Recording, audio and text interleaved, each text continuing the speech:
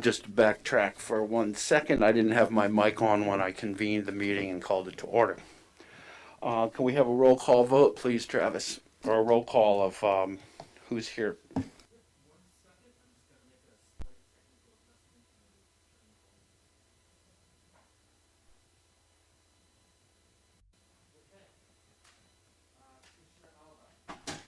Here.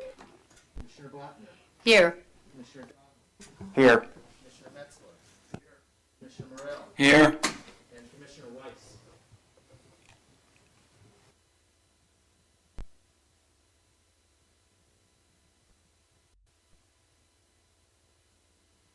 Commissioner Weiss.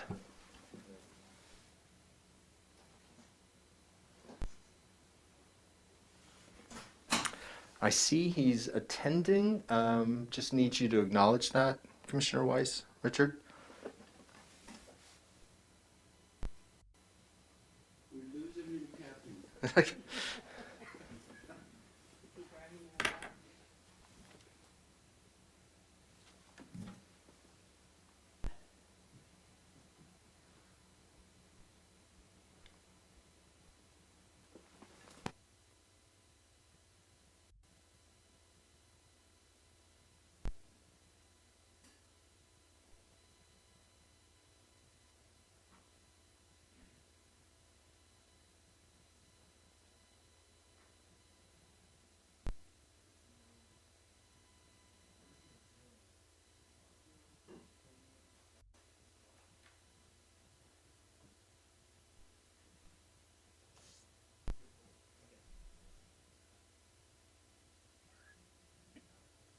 Richard, Travis is going to change a setting there, and he should be able to hear you now.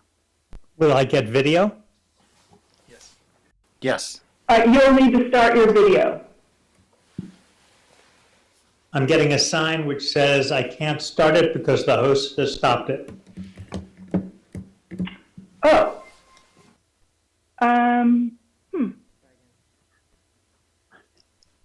Louder. You should be able to. I'm not getting any message that your screen is blocked. Start video. You can't start your video because the host has stopped it. I've never gotten that before on any other Zoom call. Okay, you should be able to do it now. Okay. Thank you. Commissioner Weiss, you're present. Yes.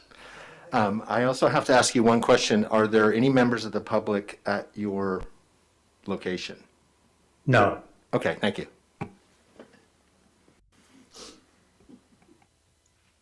Okay, looking for approval of the agenda. I do have to make one technical comment. There is an error in there. If you look at section, agenda item 4, 4.1 and 4.2 should not be under 4. They should be under 5. I move to accept the agenda as amended. Second. Roll call vote, please. Commissioner Alabak, Yes. Commissioner Blattner, Yes. Commissioner Donnelly, Yes. Commissioner Metzler, Yes. Commissioner Morrell, Yes. and Commissioner Weiss. Yes. The agenda is approved unanimously. Okay, thank you, Travis. So we'll move on to agenda item number 1, comments from the public. This time, members of the public may comment on any item not appearing on the agenda. It's recommended that you keep your comments to 3 minutes or less. Under state law, unless otherwise permitted under the Ralph M. Brown Act, the merits of the matter presented under this item cannot be discussed or acted upon by the Community Service and Environment Commission at this time. For items appearing on the agenda, the public will be invited to make comments at the time the item comes up for CSEC consideration. Upon being acknowledged by the chair, please step up to the podium or raise your hand in Zoom or on your telephone and speak into the microphone. Begin by stating and spelling your name. Will there be any public comments today? Is there anyone on Zoom there who's lining up for public comments? No, Chair Alaba. Thank you, Wendy. So seeing no public comments, We'll move on to item number 2, the consent calendar. 2.1, approval of the minutes from the August 11th, 2021 CSEC regular meeting. Does anyone have any comment on the minutes? Can I hear a motion to approve the minutes? So approved, so moved. I second it. Roll call vote, please. Commissioner Alabak, Yes. Commissioner Blattner, Yes. Commissioner Donnelly, Yes. Commissioner Metzler, C. Commissioner Morell, Aye. Commissioner Weiss. Yes. So the minutes are approved unanimously. Okay, now we'll move to agenda item number 3, the regular calendar. 3.1, update from CSEC representatives to the Joint Standing Climate Action Subcommittee. And that would be myself, and I'll give you my update here. Excuse me. During month of 8/21, I stepped up my messaging on local climate issues, and with maybe mixed results. And at the let's see, the Travis, I'm always confused about the acronym for this committee. Is it JCAS? JCAS. Okay, so I'm going to call JCAS, the yes. Joint Standing Climate Action Subcommittee, I'll refer to as the JCAS. At the JCAS meeting, I attempted to recap all the points that I had made up to this time because I felt like that was time to leave it all on the court, and the advice would then end up as part of the JCAS recommendation to the then upcoming Joint Council CSEC meeting, which was later postponed due to lack of a quorum on the CSEC. I put out so much material that I couldn't hardly even deal with it myself today to recap it. So it's a lesson to myself to not be so verbose. But some of the points that I made was that I agitated for the council to have more climate urgency commensurate with the climate emergency. For movement on the city's climate emergency resolution and RCPA's call for climate in all policy, and to make affordable housing as a top climate justice, climate in all policy move, and hope that the city would do its fair share of climate work so that if all cities our size did that, then the world would be saved. And I asked for a full cost accounting framework, particularly in tourism, transportation, GHG accounting. And I cited world climate scientists and Greta Thunberg's statement that the gaps between actions and words is becoming more impossible to ignore, and that we won't be able to solve a crisis that we don't treat as a crisis. At the meeting, Commissioner Morell was absent, but 2 city council members and myself were there. And the 2 city council members admitted that they didn't really know that much about climate issues. As part of the packet of that meeting, I submitted some written critiques of the city's sustainability and sustainable tourism webpage. Some of the comments that I made was that sustainability lacked a definition, that equity seemed to be totally absent, and that it was all mostly green things. So I noted there seemed to be a climate justice blind spot to the city sustainability page. And that, valley demographics and disproportionate economy were unaddressed. And then also as part of my activity then, I connected Carrie Fugett of, Daily Acts in Petaluma to share her climate justice plans with the city. And I don't know if there was any follow-up with her and the city about that. Another point that I made was that it seemed like that technical salvation and green replacement were being emphasized rather than just plain conservation, and that green business designation was being made on the city sustainability page without any real sense of triple bottom line. It came out that the zero net emissions by 2030 is a stretch goal, and that it seems like the city's not planning on making it and will need some sort of offsets. and that things like electric vehicles are out of city control. So there's big things that the city can't control in getting to zero net emissions by 2030. So another point that I made was that the greenhouse gas footprint of generally wealthy Sonoma community members uses quite a bit of energy, and I didn't see a plan to kind of dial that down. That again, it's tech salvation and green replacement, and rather than straight out conservation. So I think that at least myself and some other citizens I am in contact with are confused as to why there's a goal of zero net emissions by 2030, but there's not intended to be met. Let's see.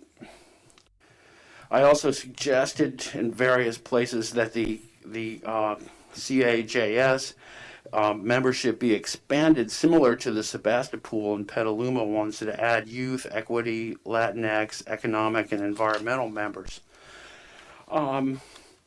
So, and I also cited the city climate emergency resolution, and I'll just read one quick core message that does have in the city's climate emergency resolution a triple bottom line message where it says, whereas the city of Sonoma needs to do everything in its power to convert at emergency speed to a truly sustainable community, economically, socially, and ecologically, and participate effectively in a regional just transition through climate mobilization efforts.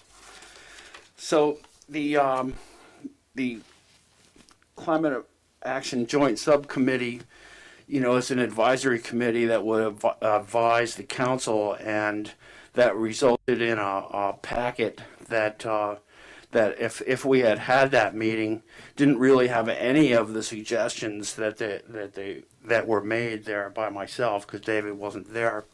So I was a little disappointed to see that. But I think that we're kind of in the same place that we've always been with citizen volunteers here, and that the city is working at a certain pace, and we're kind of wanting to get our hands on the steering wheel, but we can't quite get a grip on it. So I think that kind of dynamic never really changes, but that we keep coming back to the table and working on it. So that's my report from that meeting. So, Fred, can you speak to the lack of movement on the part of the city council? Do you think that is from a staff perspective, not enough time and people, or just lack of interest and motivation? I can't really impute to them that. I think it's that everybody has sort of a generalized denial about climate change, and that the sun keeps coming up, the world keeps going around, I still got a gas-powered vehicle, and we just keep going on. And it seems like it's sort of like gum disease. It doesn't hurt, but in the end, it gets you. So I think I don't think it's just the city council. I think that we sort of have a society-wide denial that we need to sacrifice. That we're going to hope that we can buy Priuses and buy an electric water heater, and then we'll just keep up our same habits without having to really change. So I think that it's all of us really, and I think Travis would agree that it really kind of comes down to the kind of messaging that you're going to do to get people to change, and it's just really difficult to rally the troops on something that doesn't have it's not an enemy with a face. This is a diffuse kind of thing that we're not really geared to deal with. This is like, how are we going to address a tragedy of the commons problem when we'll sacrifice and we're going to help people that we don't know? It kind of goes against our grain as people to do that. So I think it's a big problem, and that everybody's got it, not just Sonoma City Council. Can I just ask, because of the changes in the city council, could you just remind me again, who are the members of the city council members who were on the joint committee? Mayor Agramonte and Council Member Bob Felder. Thanks. Felder replaced Logan. Mr. Chair, I wanted to first apologize for not being able to be at the meeting as the other commissioner appointed. With the new rules about access using Zoom, I was unable to be there in person due to family commitments, and unfortunately, there was no ability for me to Zoom in from a public position and so on. Obviously, these are critical issues of importance to Sonoma and the planet, and from my point of view, we'll keep pushing as much as we can. I see a sense of business as usual rather than a sense of emergency. And I think having passed the emergency resolution gives us an ability to hold some feet closer to the fire than they have been perhaps to date, and in continuing efforts between the elected council and the expertise and enthusiasm that we can bring from this group as a joint committee to hopefully begin to take real action as needed from the Glasgow activities currently underway. Well, I would say that one of the things that we as a commission can do, or certainly as private citizens, we can show up at every city council meeting and under public comments, make a plea for action and continue to move aggressively.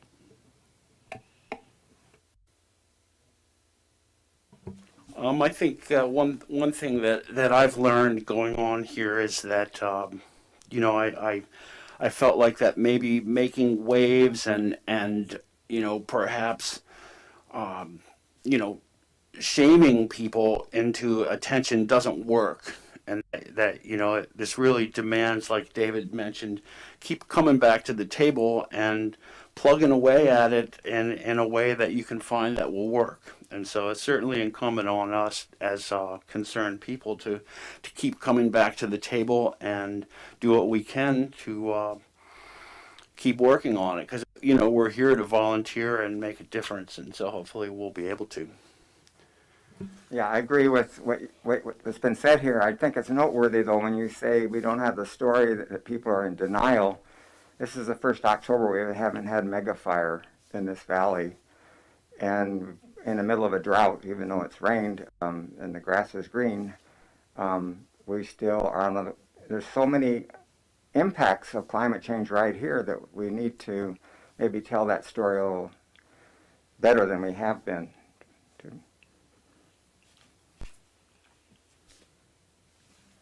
Is there any public comments on this item?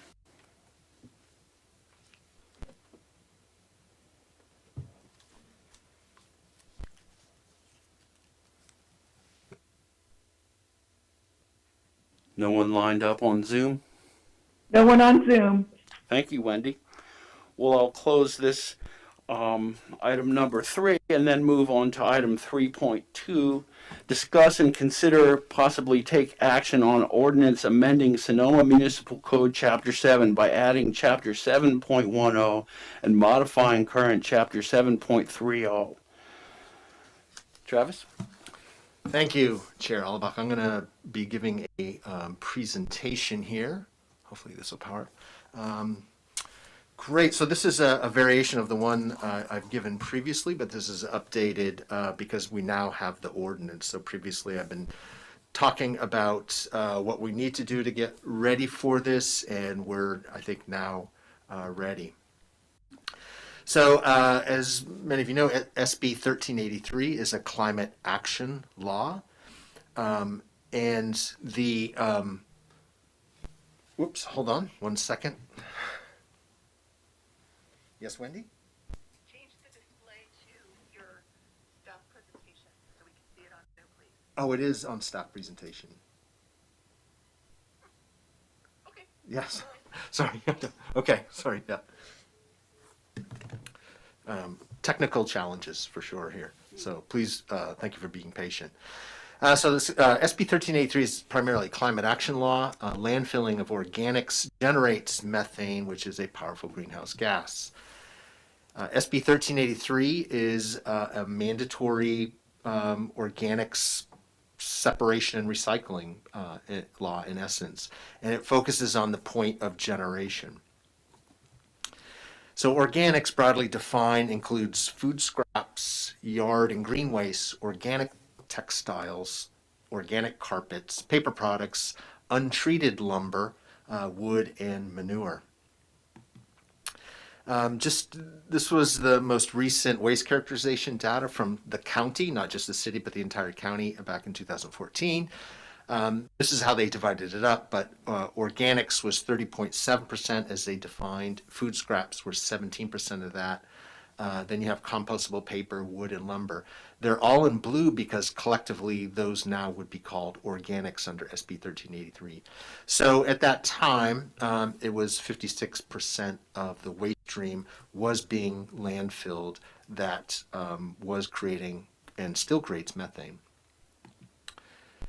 This is just a universe of the city of Sonoma. So in 2020, the number of generators was 4,296, or not necessarily generators, but accounts. There's 4,061 residential accounts, 184 commercial, and 51 multifamily.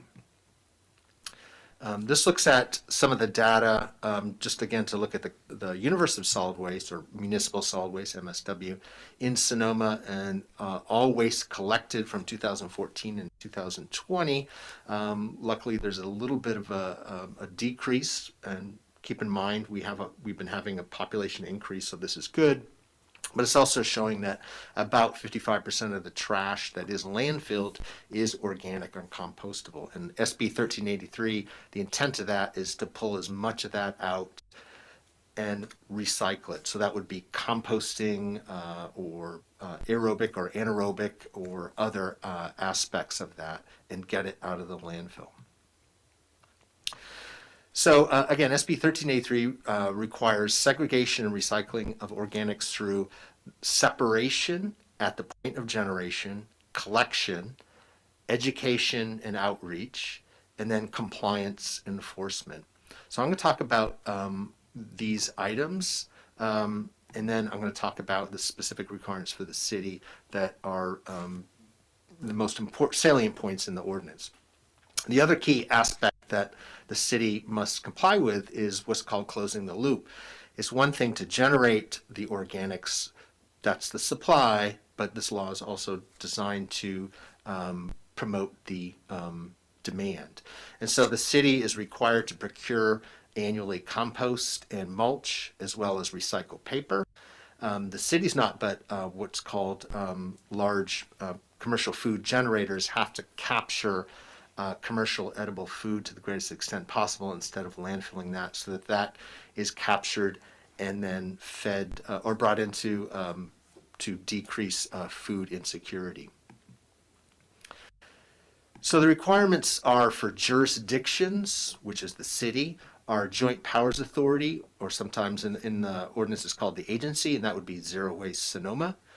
All generators, that's residential, commercial, institutional, haulers, we have a franchise hauler, but also self-haulers, commercial food generators, and then food recovery organizations. Now, specific to the city's requirements is going to be the primary focus. I'm going to touch on a little bit of the others, but the ordinance really, the most important thing is talking about what the city requirements are. There has to be an enforcement program for all generators, which means that the state itself may issue a notice of violation or penalty to the city for non-compliance and or non-compliance of generators. So what this means is that the city is now responsible for compliance of generators within the city itself. So the state will be able to issue a notice of violation and a potential penalty, an economic penalty to the city. And this is why it's really important. So violations subject to state enforcement include the failure of the city to have an organic waste ordinance, which is what we're talking about tonight, contractual agreement with a hauler to comply with SB 1383 regulations, which we have done, an edible food recovery program, SB 1383 implementation records and report submissions. So we have to have all these, and again, if we do not, then they are subject to enforcement. Unfortunately, this seems to be going on its own speed, but we work through that.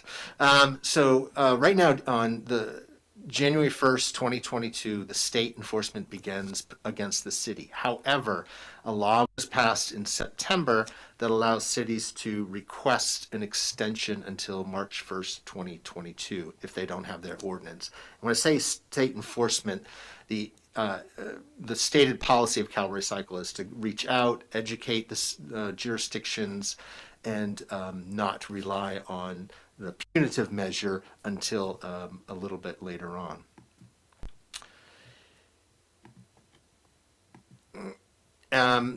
So by January 1st, 2022, again, there is that opportunity to request an extension if a city so desires, but the city has to enact a required ordinance, provide, monitor, enforce organics collection for all generators, conduct annual education and outreach, adopt environmentally preferable purchasing policy, begin procurements of recovered organics, and establish and support an edible food recovery program.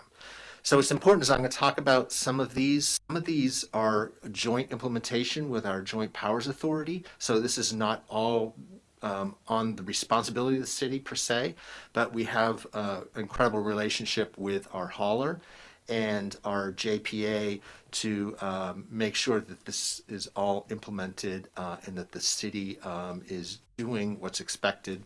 And that's embodied in the ordinance and some other artifacts as well. And so by January 1st, 2024, city enforcement must begin, regardless of whether the extension is requested. And that would be for generators and so forth. So this slide just talks about, well, what are all the entities involved? How is compliance monitoring? That is, are the ordinance requirements being complied? And if not, what is the enforcement structure? So we have the state, Cal Recycle, our franchised haulers, Sonoma garbage collectors, the city, primarily would be code enforcement, and our JPA, which is Zero Waste Sonoma. This just shows compliance monitoring, which the state is going to be conducting compliance monitoring of the city. The Joint Powers Authority will be doing compliance monitoring of generators, residential, commercial, which includes multi-dwelling units of 5 or more, self-haulers, and the commercial edible food generators. I'll talk about that in a little bit. And then through our contract, Sonoma garbage collectors will be conducting compliance monitoring of the generators as well, and then entities not under city jurisdiction but would be part of the waste collection system. Now, if there is a violation found through that compliance monitoring, the notice of violation, because the city is the primary enforcer, the hauler would notify the city, and we have that's established in the contract with the franchise hauler, and the Joint Powers Authority would also notify the city. And this is followed by actual enforcement. The state can enforce against entities not under the city jurisdiction, because obviously we don't have that. And then the state can enforce against the city, and the city can enforce against, again, generators, self-haulers, commercial edible food generators. Now, so we have to enact the ordinance again by January 1st, 2022, which is included in tonight's package. And the staff is the recommendation is that you approve of this, or recommend that the city council go ahead and approve of this, or consider this. And so in the ordinance, we have the implementation enforcement SB 1383. We have the self-hauling generator requirements. We also have the procurement requirements, which I'm going to talk about separately. In the ordinance itself, it only references the procurement requirements, which is an option that that all jurisdictions have. And then we have a separate policy that will be, that's the next item on the agenda. The city has to provide, monitor, enforce organics collection for all generators. Again, the city has a franchise agreement with Sonoma garbage collectors. Part of what is required that they have to do, that's also in partnership, is they have to provide customers with 3 color-coded containers or lids, which is a statewide, we're going to have a universal color system, three-stream system, which is organics is going to be the green container or a green lid, or both. Recycling is blue, and trash is gray or black.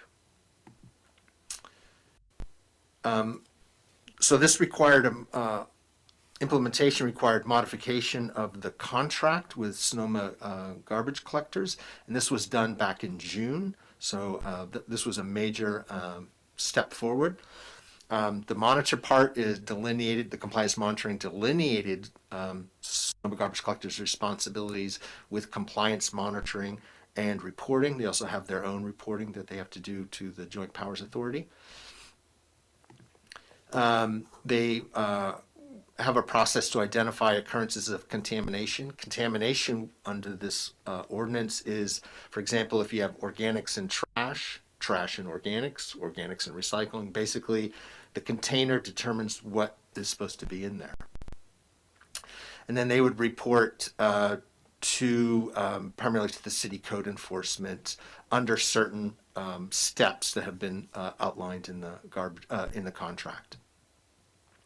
And then the enforcement is the city's responsibility. And as has been expressed earlier, the intent is to focus on education and outreach. So enforcement is a statement by how do we get individuals back into compliance. So it is not, the intent is not punitive, but do everything that can be done to encourage compliance as much as possible, education, outreach, face-to-face meeting, and so forth and so on. Other aspects for implementation that was done through modification of the garbage contract is that all organics are now accepted in residential carts. So previously, certain materials were not allowed, but SB 1383 does not allow that, so all organics have to be included, and that was initiated about July 2021 or so, right around then. Not all individuals had organic carts, but some garbage collectors, as part of the contract, was required to provide organic carts to all residents, and this was completed in September 2021, so just a few months ago. All dumpsters, commercial dumpsters, have to have that 3 color code by the end of 2021. It's about halfway done, but will be completed by the end of December. So these are all really good things. I think Sonoma is ahead of most jurisdictions, so we're very pleased with that. Also, what's required is that all containers have to have a new specifically required label that clearly delineates graphically what is allowed in each one of those containers. That has to be done by the end of 2021, again, to be in compliance for the January 1st, 2022 deadline. Customers with all the new carts have the new labels, and they're currently working on that right now, and that project is nearly complete. So it's anticipated that by the end of December, it should be completed.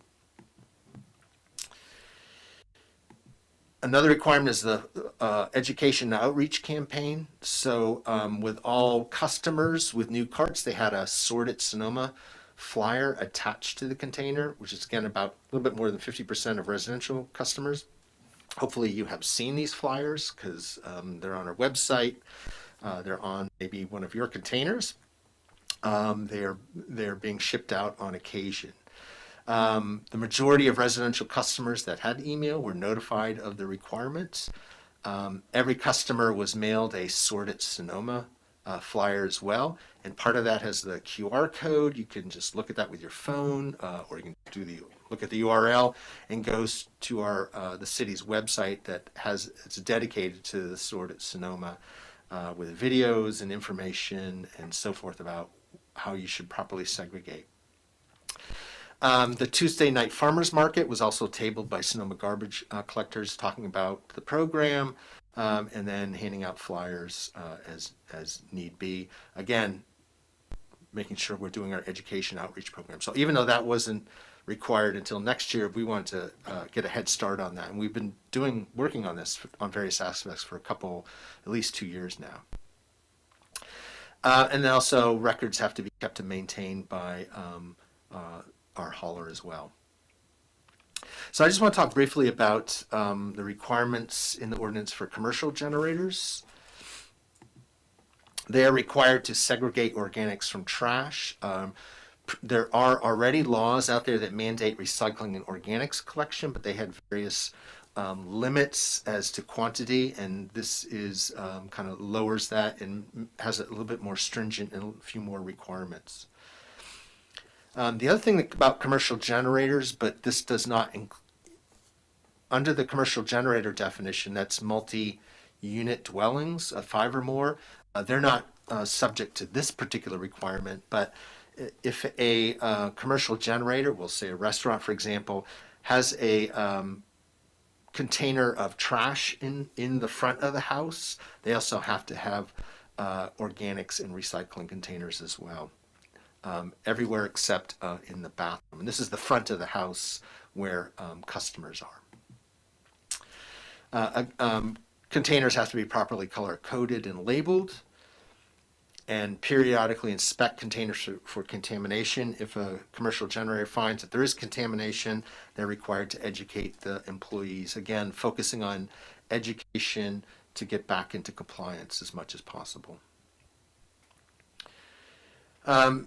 The other thing that's required by the city, flipping back here, is that the city is required to annually educate the following entities with regards to SB 1383 requirements. And that's organic waste generators. So anyone generating organic waste, which is pretty much about every resident, single-family units, multifamily units, or multi-dweller units, businesses, and institutions. Commercial food generators, I'm going to talk about that in just a second, and then self-haulers. So this is something we've already been doing actively, so the anticipation is that we will continue that. We have been doing this in partnership with our hauler. Also with Zero Waste Sonoma has been doing letters, and so we will continuously do this. So we're in compliance with that right now. Also, edible food recovery program has to be established. This is where commercial food generators, as defined, I'll talk about that in a second, those that have access to food, they have to have access to food recovery services. So if they're generating commercial food, they have to partner with some entity. There are entities serving this area right now to make sure that if there is commercial edible food, instead of landfilling it, is to capture it and to bring it back into the system for to help reduce food insecurity. There will have to be compliance monitoring. This is by Zero Waste Sonoma, our JPA, and doing annual education and outreach. That's also Zero Waste Sonoma. And the city will have to create or expand a program based on a capacity assessment finding. So what this means is that we have a memorandum of understanding, an MOU, which has not been signed yet, but establishes everything that Zero Waste Sonoma is going to do in partnership with the city, and they're going to be conducting a capacity assessment to make sure that what's being generated in the city with regards to commercially edible food, that there's enough of a system to capture all that and make sure it goes into food distribution systems. There are 16 commercial food generators. This is of the current list right now.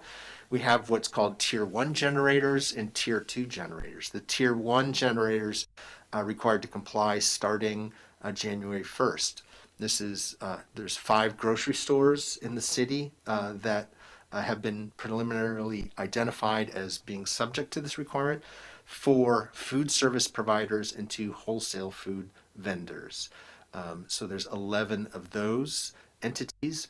tier 2 generators, and again, these are commercial food generators, they're going to have relationship with food recovery organizations. There, we don't have any restaurant, hotel, or health facility that meets the requirement as now, but all schools with on-site food are subject to this, and there's 5 that we've identified at this point. So just want to briefly talk about city's costs and any outstanding issues. The city's costs are unknown, partially as this is offset by a return franchise fee that's collected for trash, recycling, and organic service. But annual costs are going to include record keeping and reporting that the city is going to have to be due. I just have it we have it divided as labor and supplies and materials. Education and outreach. This is an annual effort that's required. And then the procurement of organics, which I'm going to talk about under the next agenda item.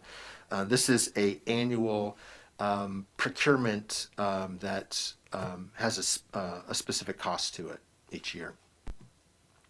Periodic costs is enforcement.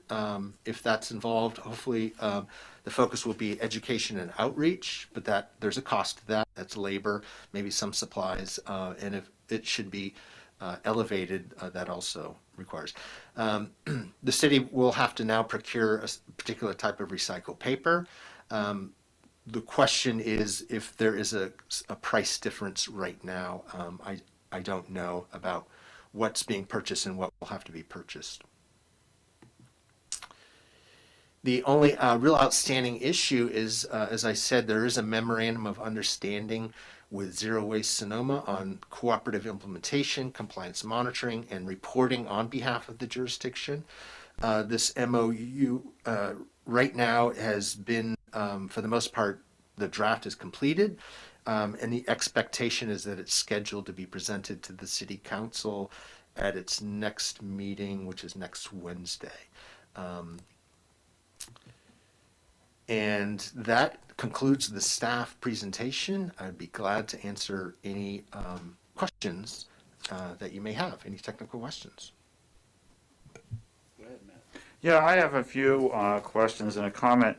I was wondering if you could talk about what is the status of the commercial composting facility where these organics are going to be sent.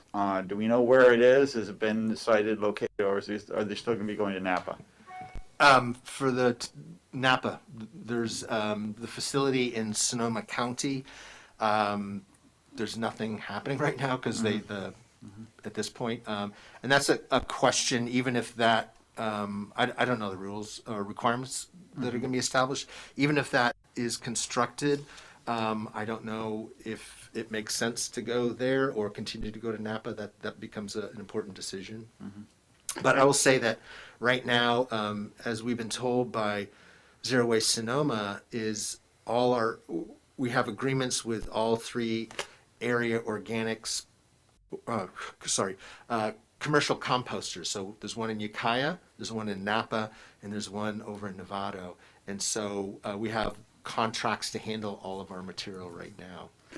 So is it actually located in Napa Valley? I'm just concerned about the greenhouse gas generation by hauling these materials after they're collected. In many cases I've heard around the state and around the country, they're hauled long distances even after they're collected. But we know this is actually being composted in Napa.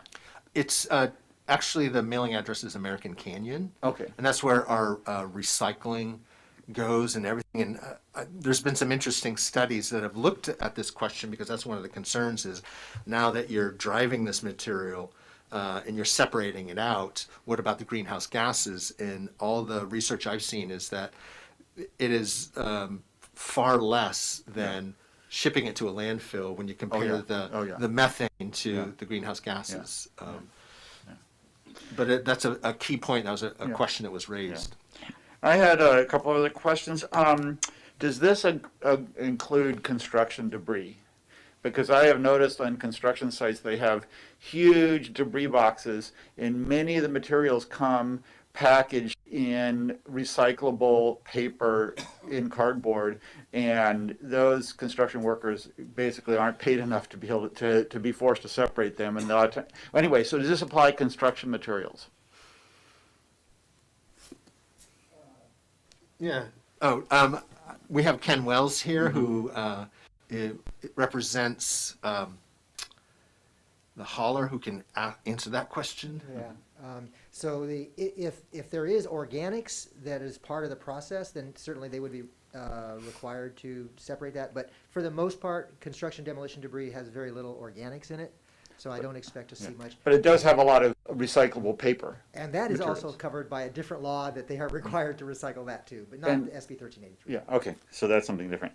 Yeah. And I just wanted to mention one other thing, which I've seen at a few places, maybe at Whole Foods, I don't think at Whole Foods here, but maybe in the city, which is what you said, except this applies about the trash collection, everywhere except for bathrooms. I have seen bathrooms where there's a sign saying paper only because, you know, probably 90 or 99% of the trash that's collected in the bathroom is simply the paper towels from people drying their hands, which would all be, you know, I'm just wondering why they don't require, just say, paper only in the trash in the bathrooms, and then that all would go with the organics, and maybe having a separate small thing, because occasionally people do have non-paper, but, you know, really almost everything that's thrown out in the trash in bathrooms is organic paper towels. That's correct. It just was not a requirement in the law. Oh, so it's just not so they certainly can do that, but it is not a requirement.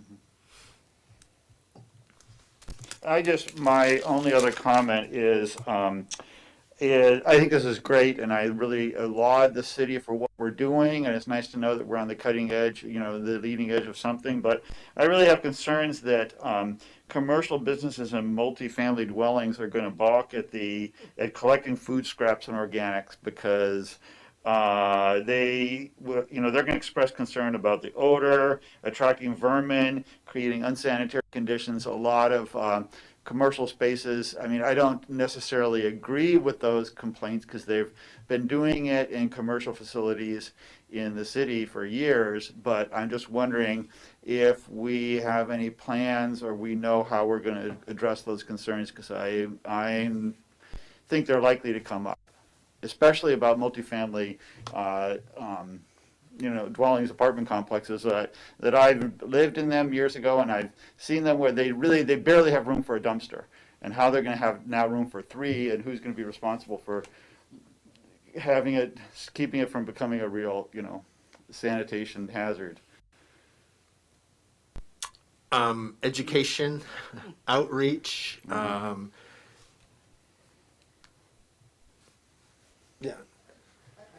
I do have to say that you're nailing it. That is going to be a challenge, no question about it. I mean, that the yucky part is the toughest part, and that's why we're dealing with it after we've done everything else.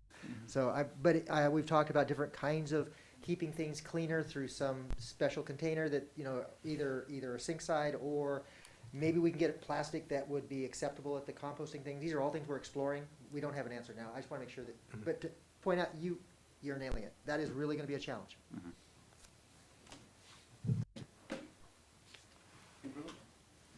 Yes, I have a question about the increased amount of compost that's going to Napa, and you mentioned that we have a contract.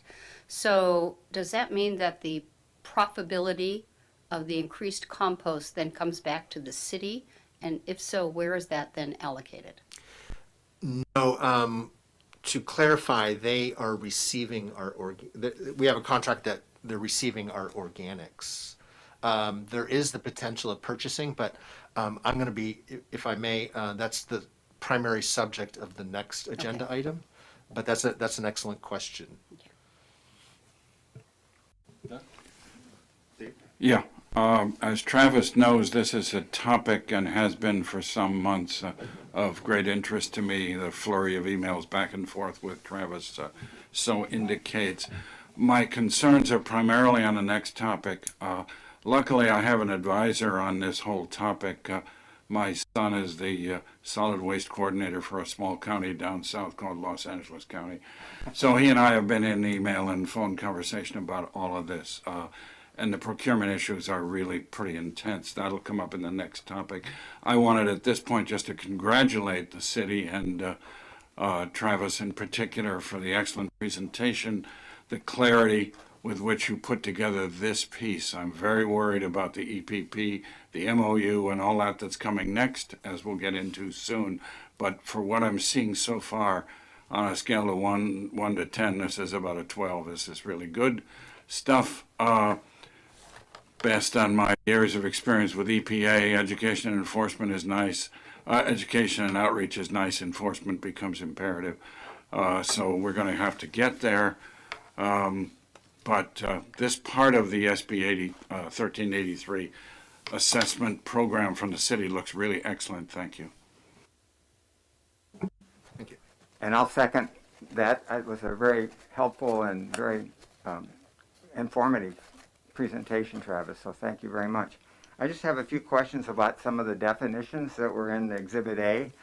And the first one was on pages 10 and 11.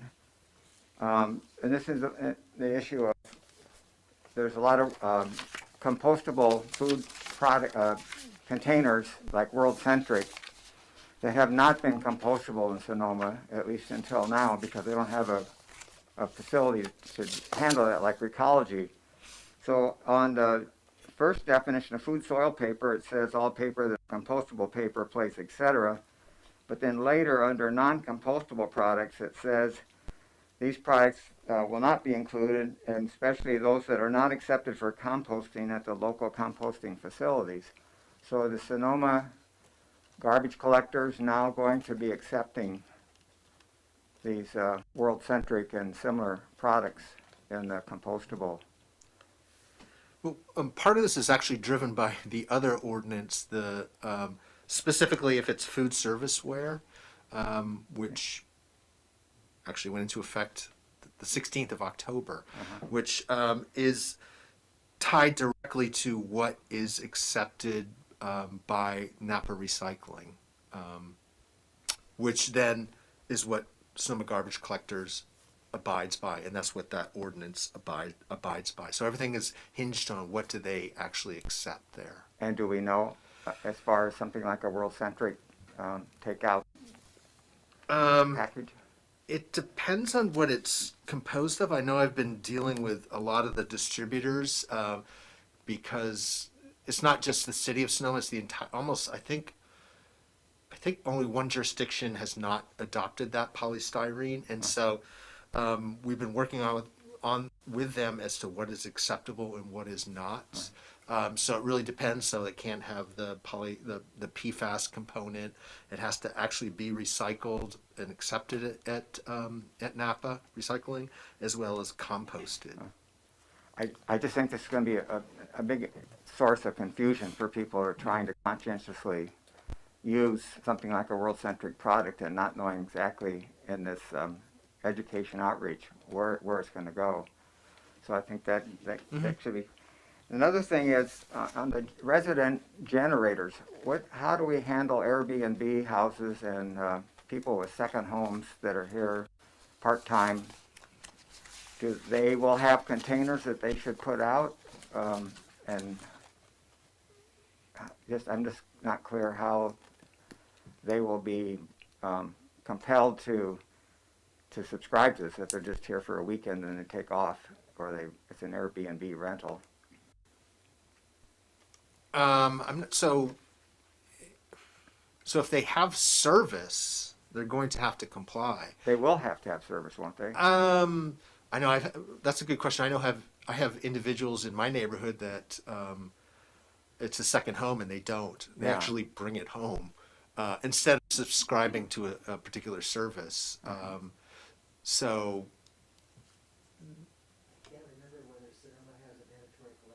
I didn't think they did, but that's a good question that yeah. Yeah.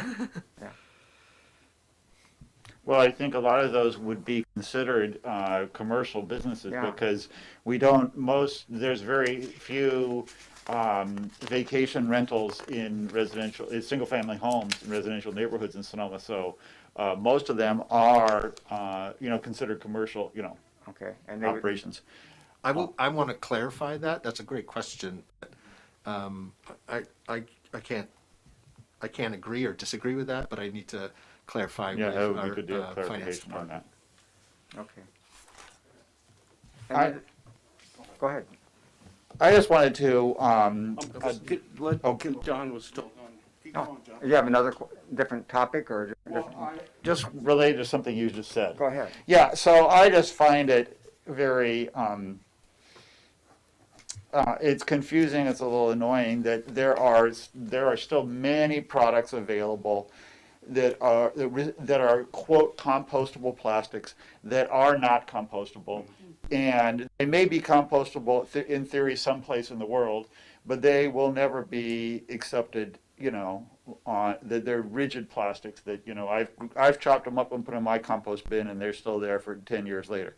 So I'm just wondering if the city has any ability to, well, first of all,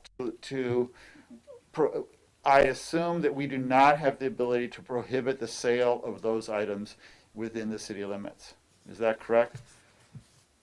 For the most part, if there's prohibition on the sale of products containing, for example, PFAS, but other than that, no. But I'll go back and say that the city, along with the entire, all the jurisdictions except for one in Sonoma County, have adopted this particular approach so that it's not just one entity, and it's really, in part really trying to help push the market. And like I said, I've met with World Centric and like 3 other distributors who are actively trying to figure out what is acceptable, what is not. And we've provided them with materials as well as Zero Waste Sonoma, who's doing the primary implementation of that ordinance, or compliance monitoring and implementation of that ordinance. So there are items that are going to come through. You can order stuff on Amazon, or not any particular company, but through e-commerce. So we're trying to, not have that. Thank you, that's all I have. One of the issues that we've discussed in the past has to do with a kitchen bin that would help people put their composted materials perhaps right next to their kitchen sink.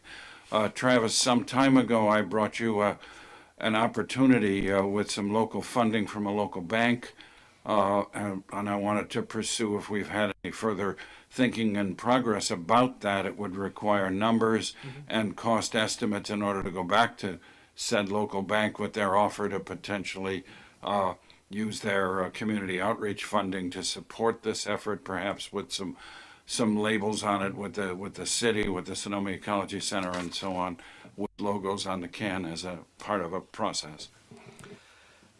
Yes, I do remember that, and I appreciate that, and there's been no further progress on that. But I will say it's in tying it back to, I believe it was Commissioner Metzler's comment about the whole, yuck factor, and an action like that, having a under the sink, over the sink, however they want to do it, is one step towards that. And I've been involved in a lot of projects and research efforts about trying to break that barrier, because that's the largest barrier.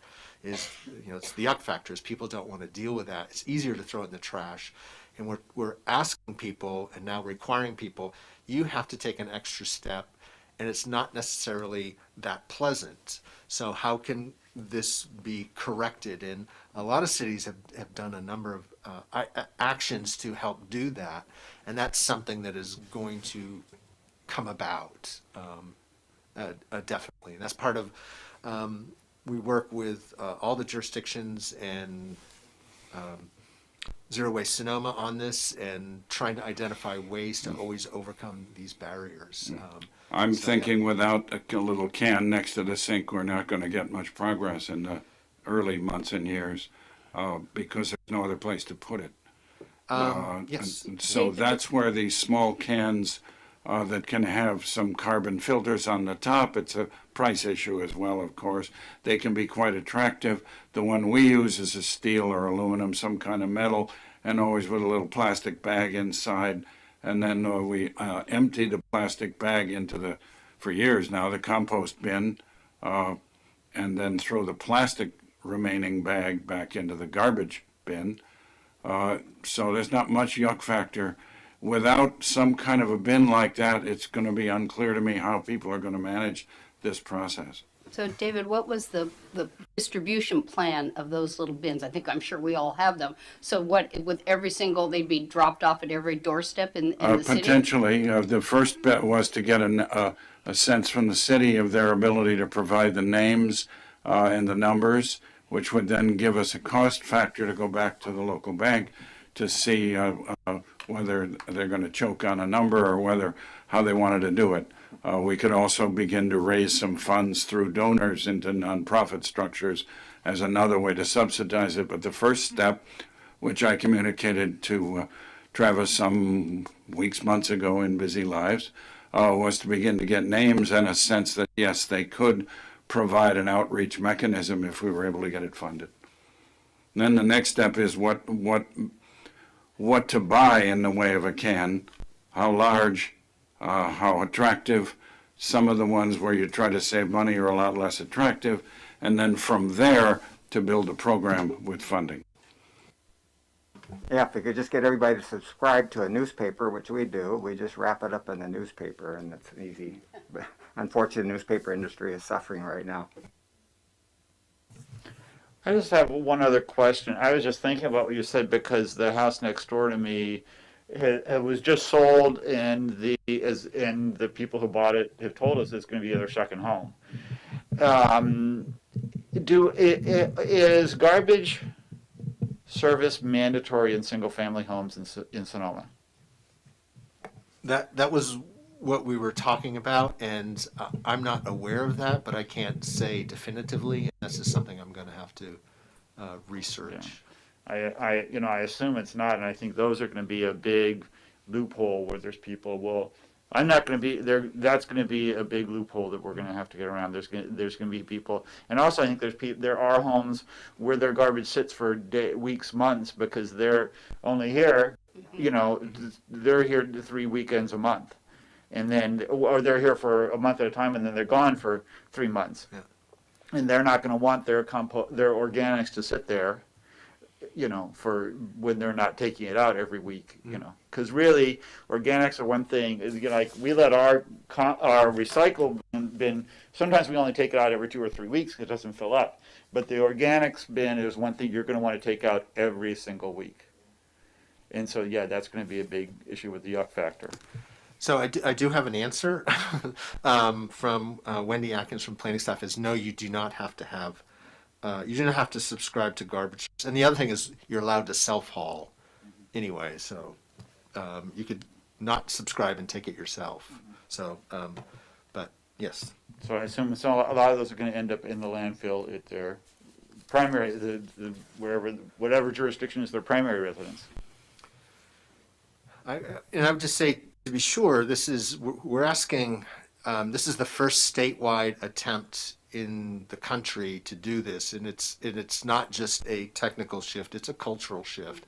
And we're turning the giant supertanker around. It's going to take a while, but these are all excellent points that, we all have our work cut out for us, but identifying what they are is key, but absolutely.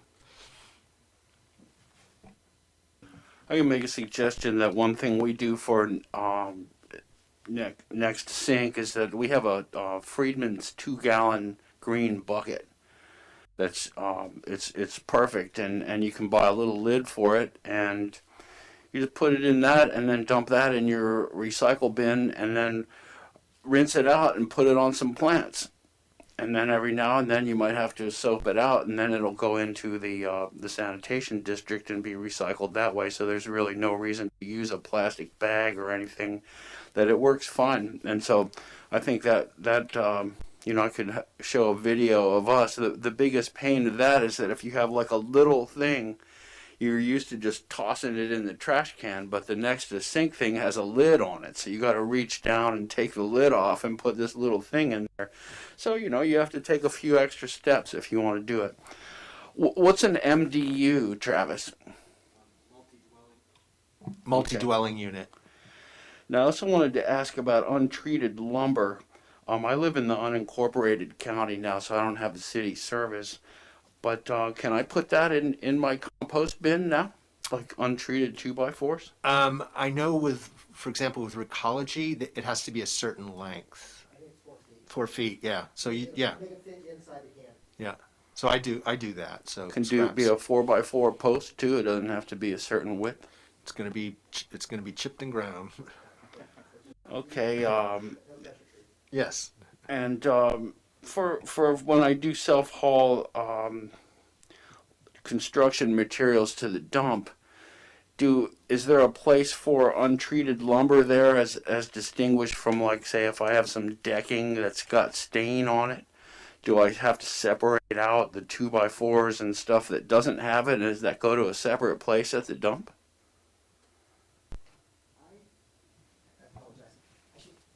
Apologize, I should be at the microphone.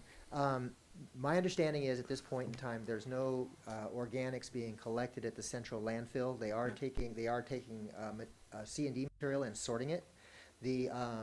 So I'm not sure if there's a space for the wood, the untreated wood. But just to add to the information you have, just a couple of weeks ago, the governor signed a bill that allows pressure-treated wood to go into the landfill, which was stopped for over a year. So I don't know, if some of you may have had experience that when you tried to get it, you couldn't get rid of it. It had to go to a hazardous waste site. That's been corrected. I'm not really answering your question, but I just want to let you know that there was a problem with that. The pressure-treated, if you can separate them out, that would be the best way to do it. But that's on you. Thank you. I hope I answered your question. Yeah. What's an example of uncompostable paper?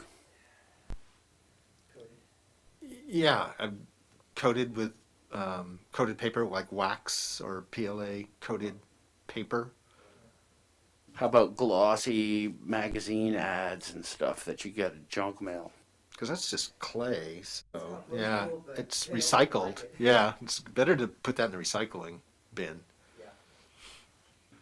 Okay, let's see. And then about enforcement, I agree with David Morrell that it seems like that if we're going to be serious, there has to be some stick here, and that to wait until January of '24 for there to be any enforcement seems like there's going to be an awful lot of free riding on this. So I would suggest that somehow that at least the threat. You're actually because you're getting away. You have to have a motion before you start kind of talking about some of this. So just.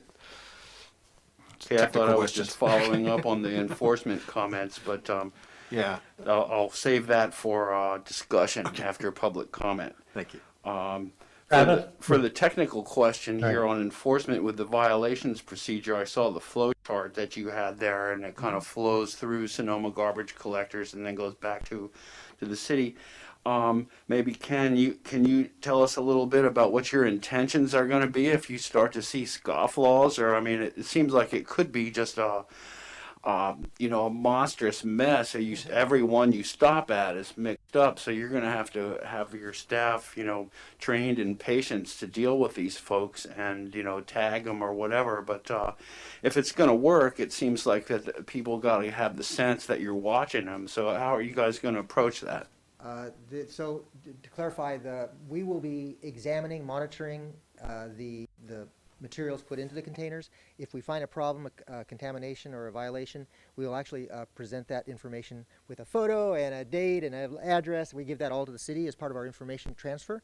But to help things along, you may be familiar with Sonoma Garbage Collectors actually has a side-loading can so they can see what goes into it. And we've experienced the situations where we will find something that doesn't belong in the recycling bin, for example. We'll tag it, we'll leave it, we'll say this doesn't belong.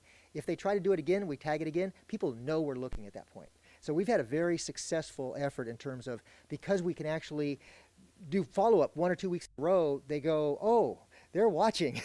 It's not, you just can't hide it in the garbage can anymore. So we, I think, are probably unique in Sonoma County in having that ability to kind of catch people and early on and get the trained through that process. I hope I'm being clear, but yeah, I think we're on, and honestly, Sonoma, it's a pretty nice town. I mean, people really do try to do the right thing. I think the amount of problems we're going to have is going to be relatively minimal. There is the yuck factor, and I'll work with Travis and Zero Waste Sonoma, and we're going to find containers. We're going to find maybe liners for them. We're all on the cutting edge here, and but I agree that I think, and just as a heads up, the Cal Recycle has funding. They've been doing food waste grants. I'm assuming they will do more. And so we will hopefully be able to tag on and actually get, certainly a local bank to do something like that would be wonderful. But if we're talking $40,000 or $50,000 to distribute these, then maybe we need some help from Sacramento. But anyway, that's I hope helps. And one more question for you, certainly, Ken.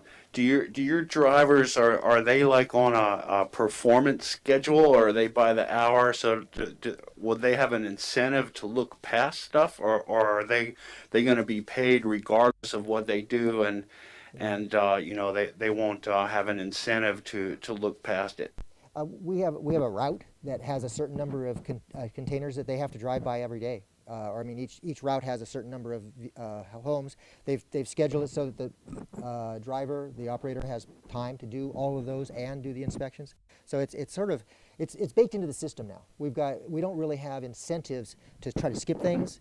It doesn't do any good. I think I answered your question. Thank you. Yeah, Ken, I had something for you. Listening to this conversation, I've been in touch about 2 or 3 weeks ago with Colleen Ferguson with some photographs of one of the 2 trucks on our street that leaves a lot of oil every Thursday. Okay. And we'll be seeing it again tomorrow morning. And Fergie said she was referring it to a woman's name I'm forgetting, the environmental compliance person who was recently promoted within the city structure to follow up. But there are issues, at least in our area of the city of Sonoma, almost every week, a lot of oil spills. It's a common problem with garbage trucks, unfortunately. But if we can, I'll work through staff, and I will get the message directly to Sonoma garbage collectors, and we'll take a look at that. I think we do maintenance on the trucks every day. And they have the photos that are pretty clear. That's from probably 2 or 3 weeks ago. Okay. Yeah, well, I can work with Colleen or your environmental person and work with Travis to get the actual. We'll know your address and the date, and we'll be able to figure out which truck was it, which truck it was, and we'll double check. Both. Obviously, there are 2 trucks, so I don't know which one, or maybe both are leaking. I have two Okay. 2 oil spills. All right, but we'll take care of that. Travis? So, do we have any more? Chair Albach? Can you hear me? Yes. Richard Weiss would like to speak. Okay, go ahead, Richard. I just want to mention that Vermont established a compulsory statewide compost law that went into effect on July 1st, 2020. And we all have, when we're in Vermont, 3 choices. We either put the compost in the backyard, which used to be the favorite, or you can take your compost using those individual buckets, mainly for residential families. You can take it to a drop-off point. For us, it's open for 3 hours a week, or you subscribe to a curbside pickup service. And I can tell you that the yuck factor, if you keep it either on top of your sink or under your sink, doesn't go away in 4 or 5 days. So other improvising methods have come to the fore, which have been helpful. For example, keep a plastic bag in your freezer and save it for your drop-off to a collectible spot. But anyway, that's how the state has adopted it. And I have to say, from an enforcement point of view, Ken's method of tagging, usually giving 2 warnings before there's any kind of monetary punishment, has worked very well. People have cared about their neighbors and being seen to be in violation. So, and I think Sonoma would have a similar result. More clarifying? Yeah, I just Or wanted, discussion? just to, in terms of the yuck factor, what I've done for many years at my house is we have a 2-bucket system, which is we have one where we're always collecting the compost and a clean bucket. And when we empty the one, we empty the dirty one, we put the clean bucket under the sink, and we take the dirty one and we rinse it out or scrub it or bleach it as needed. And so that, that way the problem is, because a lot of times the problem is you dump it, and then you don't have any way to put your compostables while you're cleaning it or sanitizing it or whatever. So that's another way to do it, is the 2-bucket system. I think there might be a more positive way to look at it, in the sense of I've been an avid composter for probably 20 years, and I adore the yuck factor. And so people will also maybe get used to it, and it won't be a big deal. What's your address?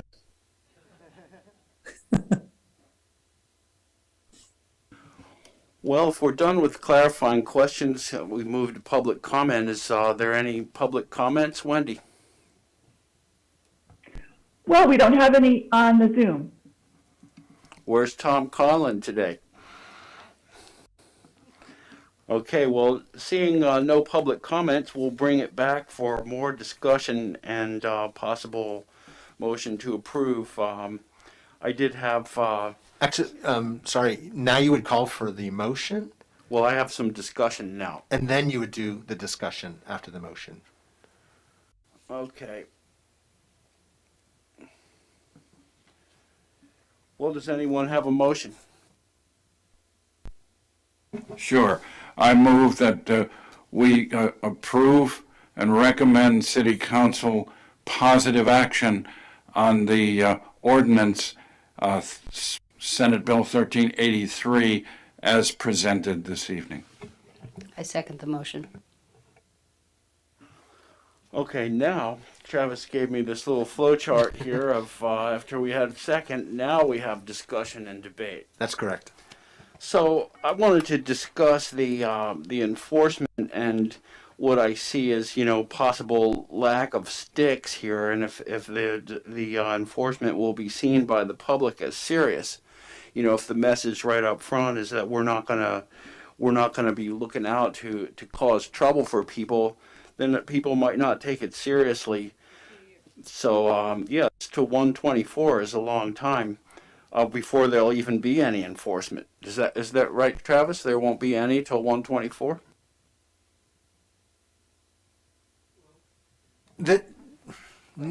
Yeah, I mean, you have to look at enforcement. The whole philosophy of enforcement is to move an entity that's not in compliance into compliance.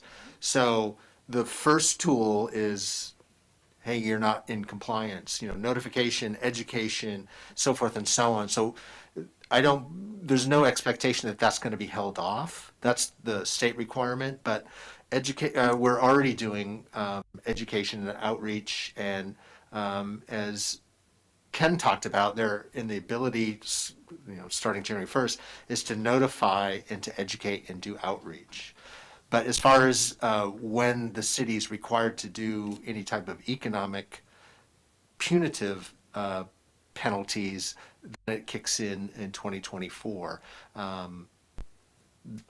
So, yeah. And so that really means that if you got a tagline in for misappropriating the way you were doing your separating, if you did it once a week for a year, you could get 104 notices before the city is going to slap your wrist. There's other things that can be done before then. They could not pick up the trash, which has a far more direct impact than a potential fine, because fines, are always the last step because they're very problematic and they don't like them. But I can assure you, just saying, if you keep doing this, we're not going to pick up your trash. You will have corrective behavior rather quickly. We're allowed to do that now within the existing program. Mm-hmm. People put the wrong thing in the wrong container, we'll leave that container, say, separate it out. you want to come to the microphone, Ken? I apologize. Let Ken. Yeah, Go ahead. just to wrap up what was I going to say? The compliance. Oh shoot! Now I lost my thought. Where were we? Enforcement. Not picking up your container. Yeah, I'm sorry. Yeah. So when we observe contamination in whatever container, then we'll leave a note. We'll leave the container, and hopefully they'll correct it for the next pickup. If they continue to do that, we'll leave it and leave a note saying, until you do this correctly, we won't be collecting it. So that is within our, because we're trying to be teams with the city and make sure that people do the right thing. Hold on, Matt. I'm not. Go ahead. Just to kind of finish up with the enforcement, I noticed from my own psychology, if I don't feel like there's any consequence, then I'm not going to take it seriously. So I guess I was assuming to start off that enforcement would mean like a fine, etc. So that, you know, if in the messaging and the education that there can be some sense that this is not, you know, just complete no consequence thing. So that's what I'd like to see, is that that people have a sense that there's a consequence, because then they'll you know, try to conform to it. That's how I would look at it. And if I didn't think there was any consequence, then, you know, so if I throw a rotten orange in the trash, you know, it's like, oh, so what, you know? But if I know there's a consequence, then I tend to behave differently. So that's just my suggestion for that, is that in the messaging and the outreach, that it not be all Mr. Nice Guy, but, you know, some sense of that there is a consequence. And I'll just say that I've worked on the tagging projects before, and there's a lot of research that has just come out how powerful it is when you put a large tag saying, it's called a whoops tag, because when your trash is out there to everyone can see and you have a large whoops tag on it, it becomes a socially pressuring aspect of correcting behavior. That's Without shaming in anthropology. I'm not going to use that term, but you know, again, there's many tools that can be done trying to not do the monetary, because that's just that's just not the best approach when you're trying to encourage proper behavior like this. So so the not picking up, tagging, education, outreach are all really very powerful tools. So in that case, when you're doing your outreach, you could have a picture of the tag on there, like with somebody kind of slinking back to their house with the tag on their can. Perhaps we could use your trash can as a prop. Sure. Yeah, I just am glad to hear the positive ideas about making this happen, because my experience, you know, going around town on recycling day, usually it's just so depressing, because I just see so many bins with all the wrong things just like the people, they just were lazy. You know, I hate to criticize people, but people obviously just threw stuff. There's too much hopeful, wishful recycling, wish cycling. They wish it was recycling, so even though the thing clearly says, you know, window blinds that are made of plastic and metal and string and paper are not obviously not recyclable, and yet people are still throwing those things in there. I'm wondering, Ken, how often, like what percentage, how often do you guys have to tag people and not pick them up? I'd have to get back to you on that. I don't know. I don't want to. I wouldn't hesitate to guess, but it isn't much, because I've talked with John, the owner, several times, and in the context of our conversations, it seems that it's infrequent. But that's about the most detailed I can give you at this point. It doesn't seem to be something that's common. Thanks. I have just one question about enforcement too, and it's that if everybody now is going to have 3 bins, in my neighborhood, I'd say roughly half the people have so much stuff in their garage they can't even put their cars in, let alone another recycling bin. And the enforcement says that all these must be out of public sight after the pickup. And so how would that be enforced?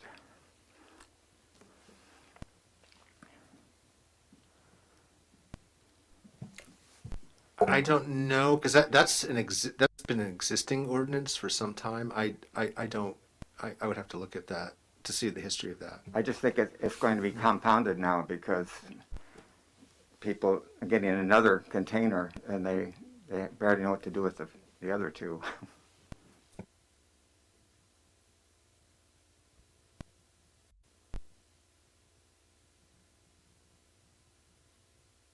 Well, could I have a motion to, let's say we had a motion, let's see, discussion and debate. Can I have a vote? Just, does Commissioner Weiss have a comment? Because he's on Zoom, just want to make sure. Yes, sorry. Richard, do you have any? No. Okay. Sorry. We have a motion. Can I have a roll call vote, please? This is a motion to recommend approval by the City Council to the SB 1383 implementation ordinance. Commissioner Alabak, Yes. Commissioner Blattner, Yes. Commissioner Donnelly, Yes. Commissioner Metzler, Yes. Commissioner Morrell, Aye. Commissioner Weiss. Yes. So the motion carries unanimously, 6-0. Very good. Well, we will move then on to, let's see, that was 3.2, I believe. Yes, so now we'll move to agenda item 3.3, discuss and consider and possibly take action on environmentally preferable procurement policy for municipal operations. Travis? Thank you, Commissioner Chairman Alabak. So this is the second part, which is tied in directly with SB 1383, and this is on the environmentally preferable procurement policy, which is part of your package, including the staff report. So SB 1383 requires procurement of recovered paper and organics. Now, what the law and the implementing regulations by Cal Recycle, state regulations, say is the city must A, include procurement requirements in the ordinance itself, which establishes everything that the city will do, or they can reference the procurement policy in the ordinance. Staff has recommended option B, to reference the procurement policy in the ordinance because of a couple things. One is it would reduce modifying the ordinance if procurement requirements should change. And also it allows for a broader discussion of environmental preferable procurement by the city itself. So because Sonoma Municipal Code 3.04.060 actually states that there is a green purchase policy, but it references a state guideline, and it definitely needs it needs updating. And because the procurement policy is needed in the ordinance, staff has recommended an expansion and updating of the city's environmentally, or sometimes called green preferable purchasing policy. So, for example, what it states is looking at leasing, or instead, if that makes more sense, or purchasing environmentally preferable HVAC, which is your heating, ventilation, and cooling, appliances, electronics, and motor vehicles where programmatically and financially feasible are. So that's kind of what is captured in the policy, aside from the the specific requirements of SB 1383. So the city must annually procure compost or mulch. And they've established a formula in which it's the population times 0.08 tons per person. So according to the U.S. Census Bureau, the city's population of 2000 was 10,739. The number will change every year and will be given the specific number by the state, but that hasn't happened yet, but this is the number I'm just using for illustrative purposes right now. So that means in 2020, if we're using that number, next year in 2022, the city will have to procure 498 tons of compost, which is the equivalent of 12,000, well, excuse me, not 12,000, 1,246 cubic yards, or the city can purchase 859 tons of mulch or a combination thereof. So to put that in perspective, in 2019, 2020, the city procured 7 yards. And 2018, 2019, the city procured 32 yards. The reason is we just don't, there's not very much land space, public land space that we can apply compost or mulch to. This would be some park areas and so forth. So there just isn't that much land space. Now, the issue is that the city's required to purchase far more than can actually be used. We can't possibly place all that compost on the land. And this is not unique to Sonoma. All the jurisdictions, not outside of the unincorporated county, they have more land space, but all the jurisdictions. And just think about San Francisco, Oakland, LA, when you multiply 0.08 times the population, they just have no place to put it. So the material can be used for erosion control, a soil amendment and cover, or it can be for giveaways as well. There's also an issue that there's an inadequate supply. So based on Cal Recycle's capacity assessment, only 55% of the processing capacity will exist by 2025. So there's just not enough composting facilities out there. And the issue is, if we get it, where's this all going to go? And right now, because of the contracts with the 3 industrial or commercial composting facilities that I mentioned earlier in Ukiah, Napa, and Novato, we do have the right to, from what I understand, we have the right to purchase that. So we will be in compliance with that aspect. But we have no place to put it all. So what has happened is we've brought this all up. We have monthly meetings. All the jurisdictions have monthly meetings with Zero Waste Sonoma. And we have spent a lot of time trying to come up with an alternative to meet the requirement, which is interesting, is not many other jurisdictions have been thinking about this, but we have been, because this is like, for us, this was like the biggest thing that we couldn't control. So SB 1383 allows for purchase by, quote, direct service providers on behalf of jurisdictions. So it's in the law. And so this is something that we've looked at and thought that this would be the ability to actually be in compliance. And so Zero Waste Sonoma, with all the jurisdictions, have developed a draft, a memorandum of understanding.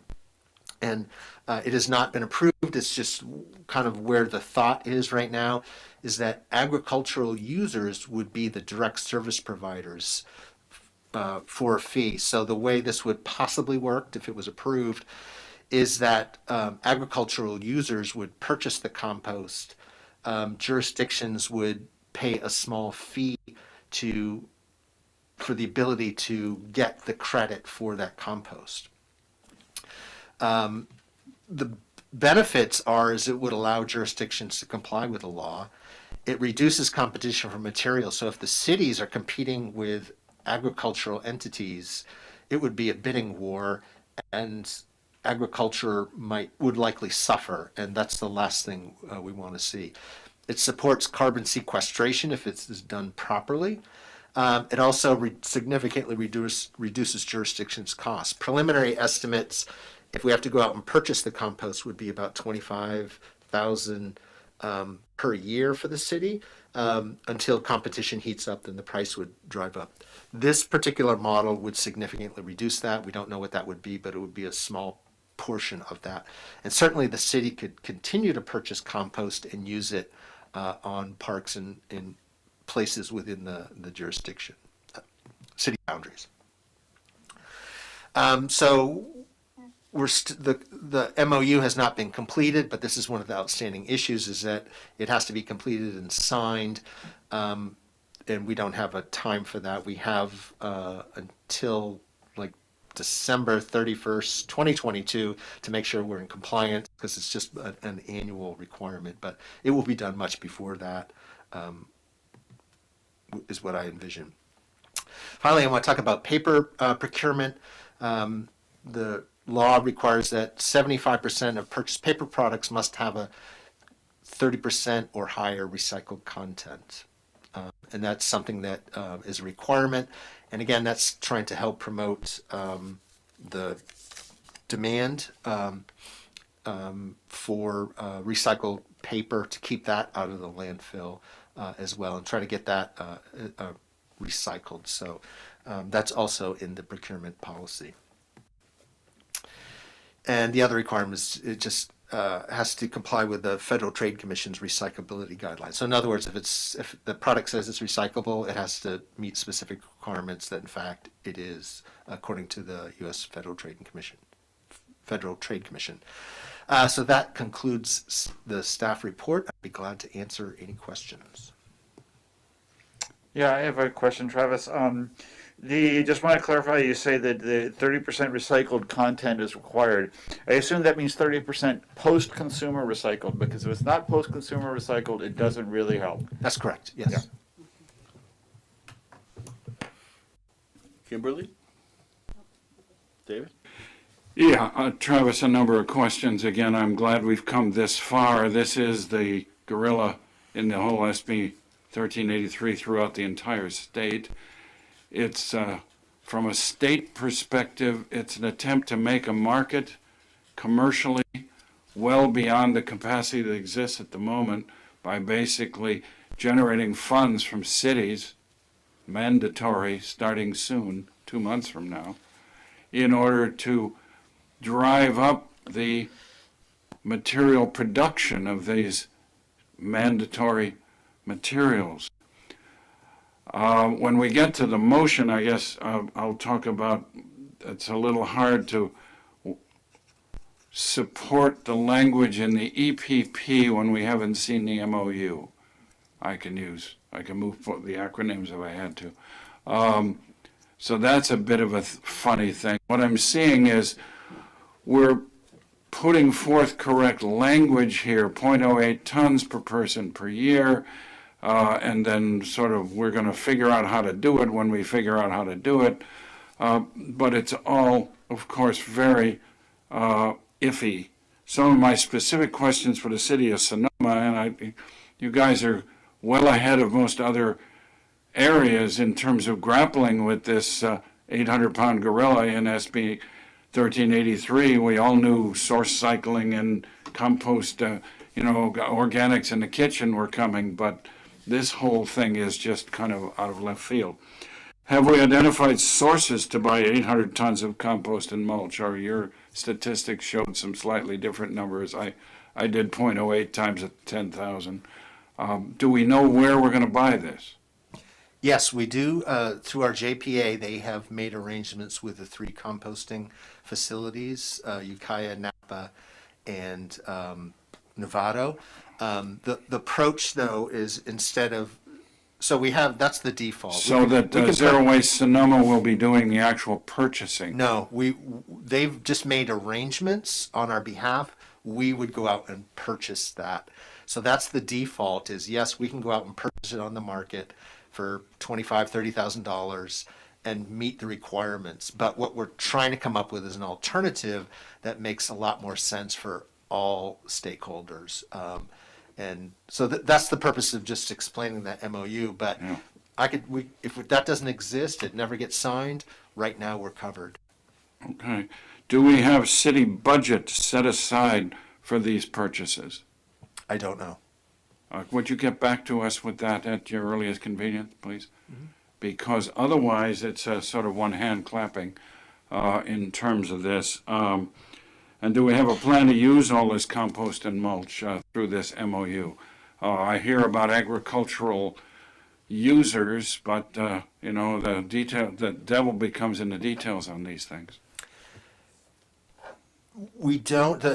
What discussions? I know we've been working with some of the ag entities in which agricultural users, like I'll just say wineries or whatever, would purchase compost and use it, and then we would get credit for it. But we would have to make sure that the requisite amount is purchased for all jurisdictions. So this is all still hopefully coming together in the next 6 to 7 weeks. No, it doesn't have to be done by then because the annual procurement starts next year. So we actually have months to do that. Until the end of the year, but we have to begin in 7 weeks in January. January 1st. We just have to procure a certain amount by next year. So again, we have the default where we can procure what we need to procure, but we're all collectively trying to come up with an alternative means that is better for everyone. Yeah, I'm not suggesting this is easy. This is, I've been dealing with much bigger cities that are really tearing out their hair over this kind of crazy state statute that has descended upon us, hidden within the organics recycling sort of Sonoma idea that everybody knew was coming, and suddenly this procurement thing. And it's quite evident for the state because it'll have numbers for state enforcement. So, and the state sort of California Recycle seems to be just drooling at the very idea. One last thought on this, as everybody in this room, possibly without Ken, knows, I've been very active in the field of biochar development. Typically, we use biochar in agriculture mixed with compost. It's very difficult to put it in directly as raw. It doesn't help. It hurts soil health unless you mix it with compost when it's terrific. So as we're playing with more compost, I would hope that the MOU and the conversations and so on would be looking at not only meeting this rather onerous state requirement for compost and mulch, but looking at ability to sort of use biochar at the same time. So that would be something that we could talk about separately. Thank you.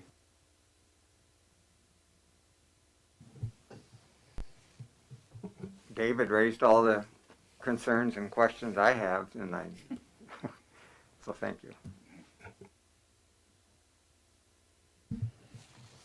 I just want to make one comment, which is I just wanted to make the observation that as a student of ecology, this is a very positive development for our planet and for the ecosystem, because we as a civilization have spent thousands of years removing soil nutrients from our soil in the entire continent and all arable lands in the world.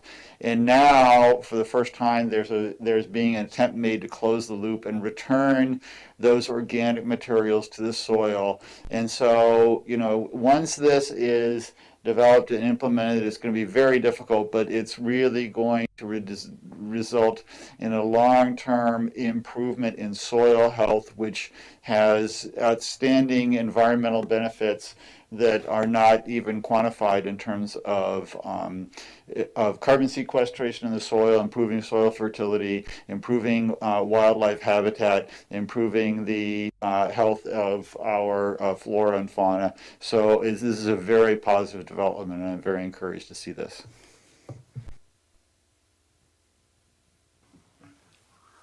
I got a couple of, go ahead. Fred, it's just, I'm still puzzled about how we can approve the environmental purchasing policy as written without any ability to look at the MOU. That's just a puzzle this evening, and what the timing would be otherwise. How are we left as a commission on this issue?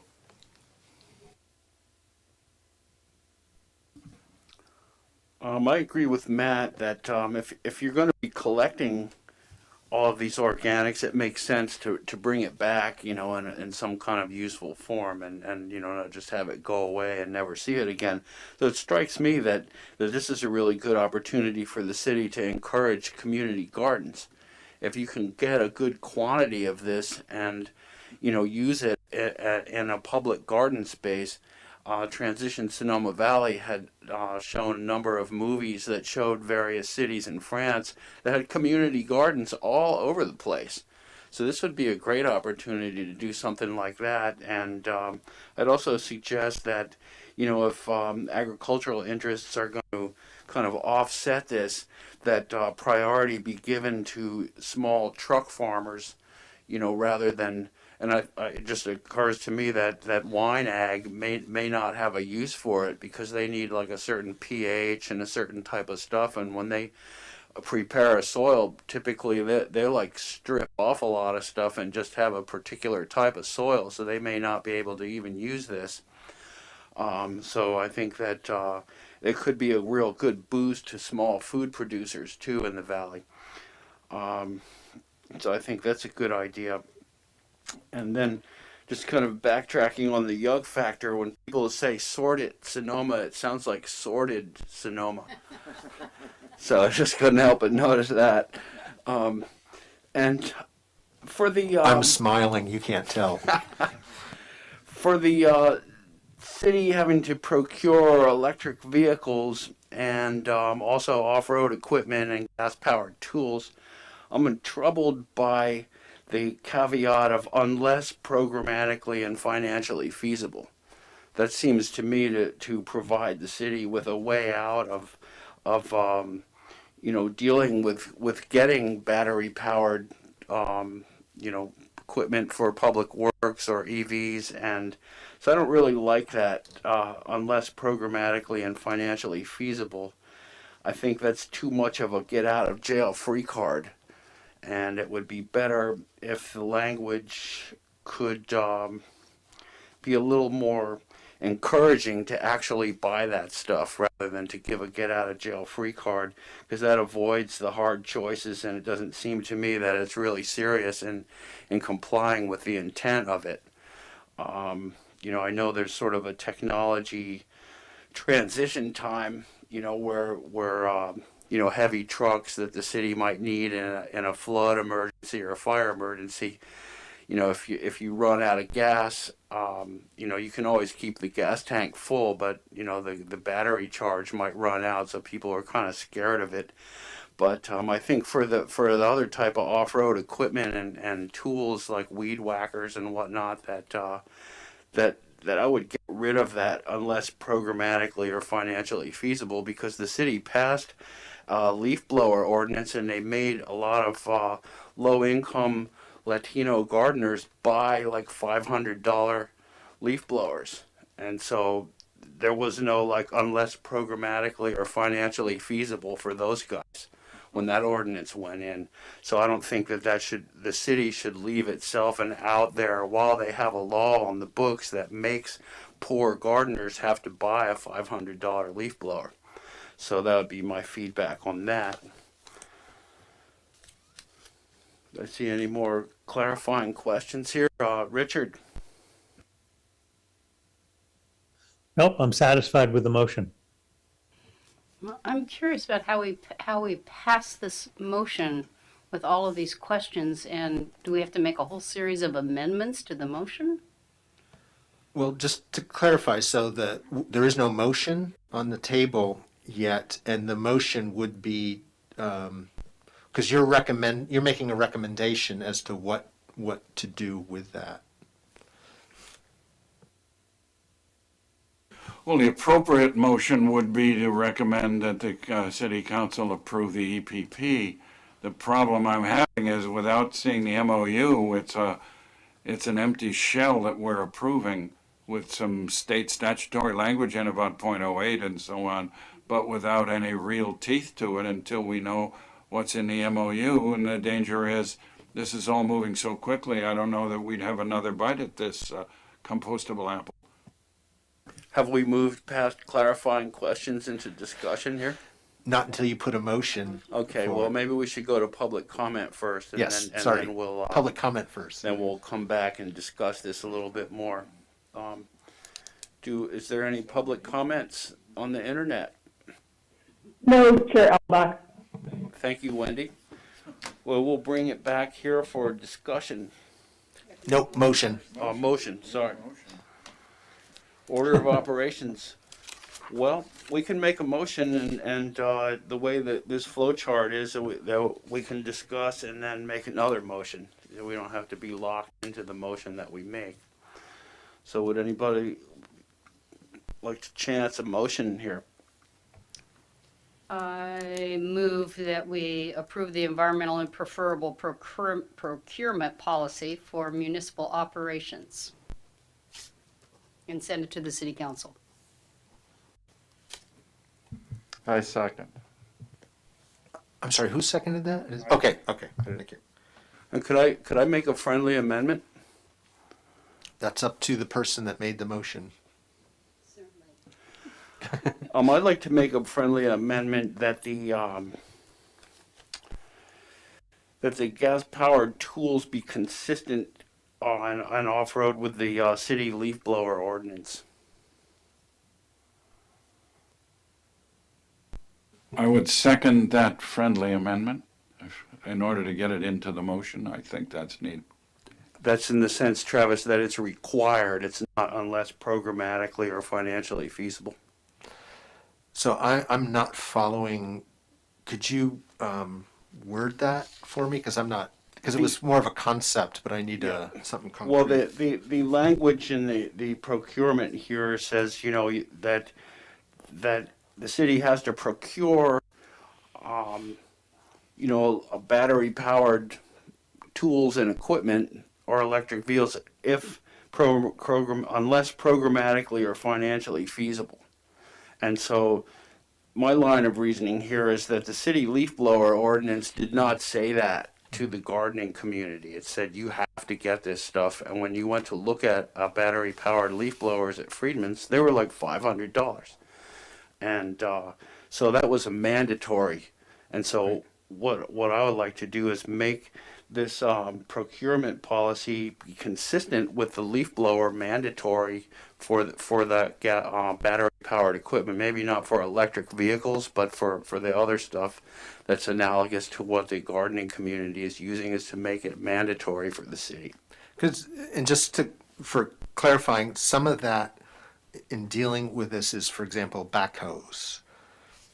They're not in the some of the off-road equipment, so that was pulled together. So there's some pieces of equipment that just don't exist at this point, and I've tried to convince our hauler that they should purchase an electric trash truck, which exists, but they're like 2.5 times the cost of a new one, in part because of the technology. So I just want to provide clarifying that's. Yeah, I'm talking about like on-truck tools that Public Works might have, not the truck itself or a backhoe, but all the hand and on-truck tools that landscape and power tools like that.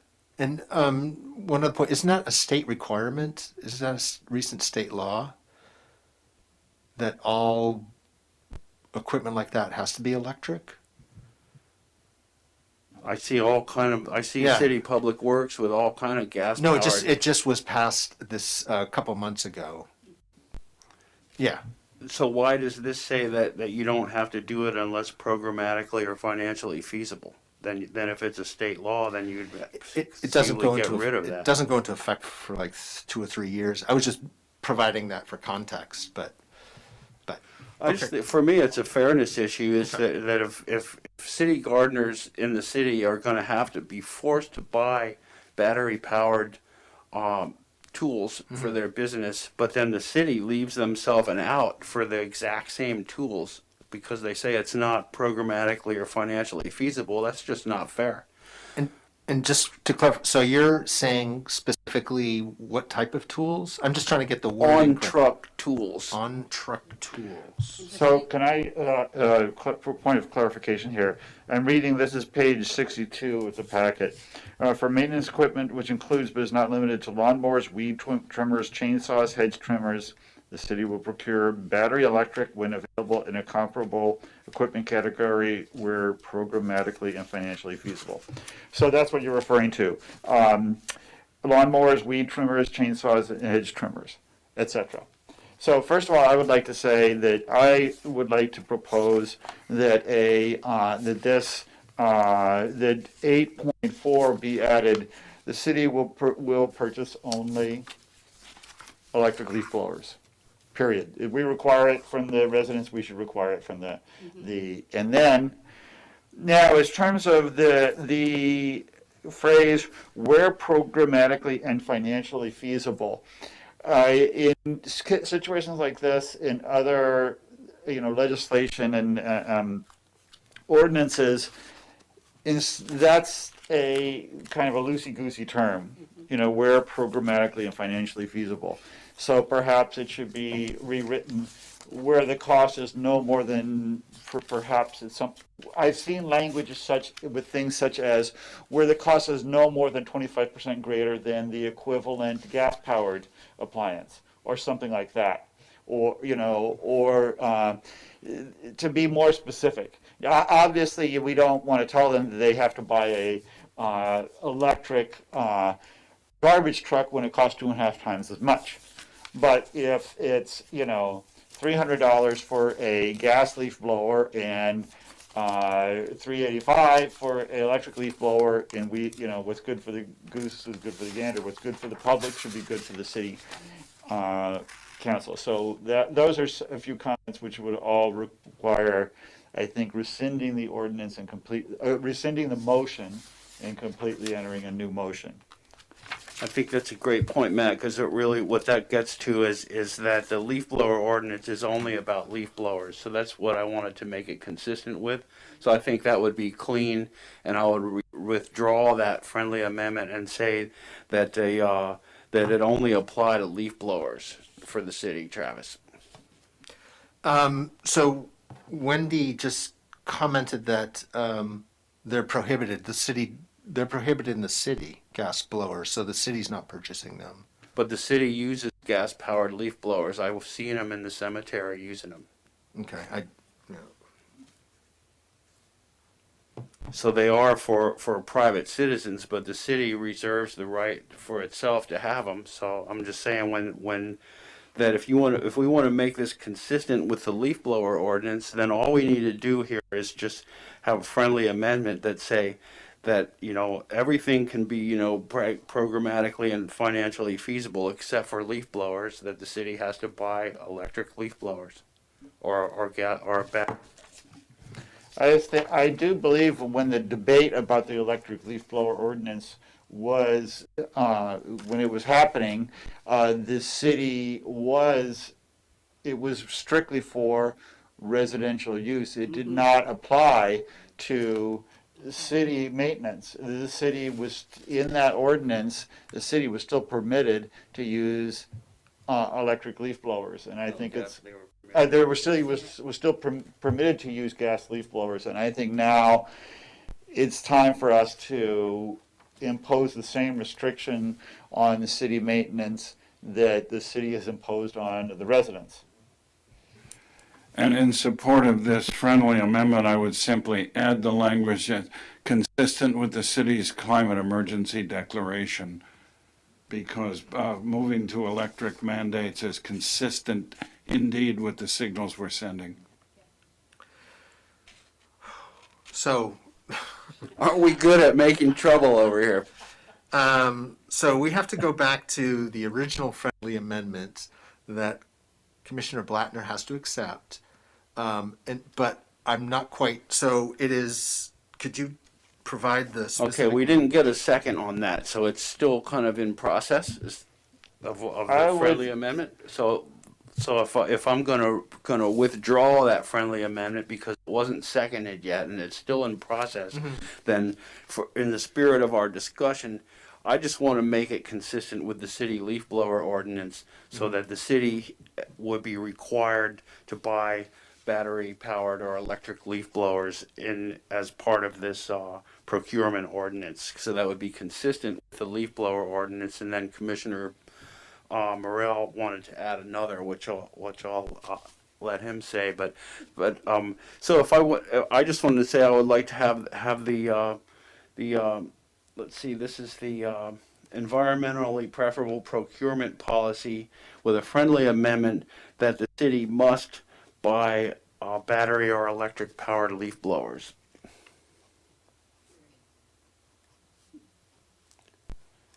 Is that, do commissioners go with that? So it was just pointed up in the, oh, I can't zoom it up, in the municipal ordinance under 9.60.030B1, it specifically says the city cannot buy. Are you seeing the same thing I am? Okay.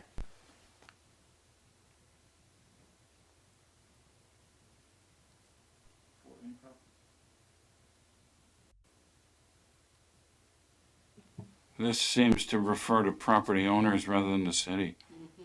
It says including the city. Oh, well, Unlawful for any property owner. there it is. No, that's only about the time of use. No, the time of use comes up later, but in that, it's unlawful to operate or authorize the operation of a gas plower. So it's there. And then the time of use comes in on the electric blowers, So, does, under Bravo 1A. so that means the city is now not in compliance.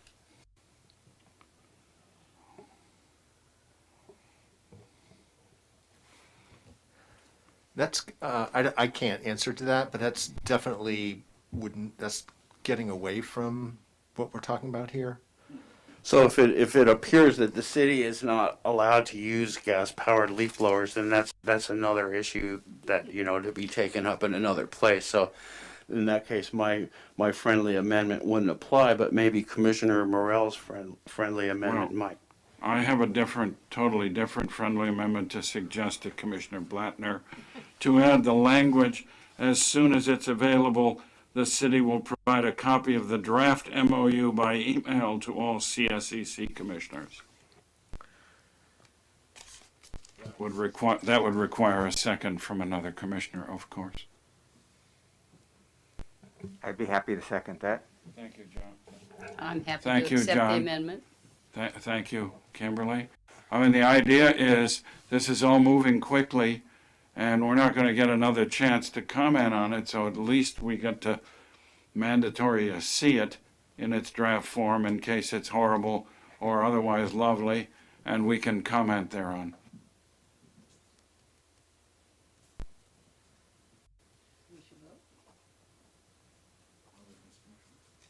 Looks like Travis is still writing here. We'll make sure that he's comfortable before we move on here.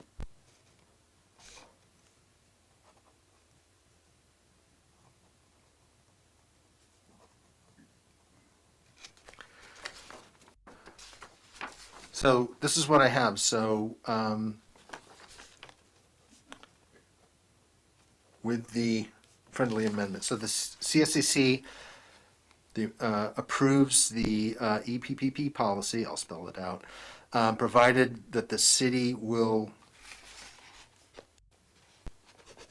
distribute the draft MOU regarding organic procurement as soon as it's available. Is that what? Yeah, distribute to each or all CSEC commissioners by email, because we're not going to have time for another CSEC meeting to deal with this. Okay.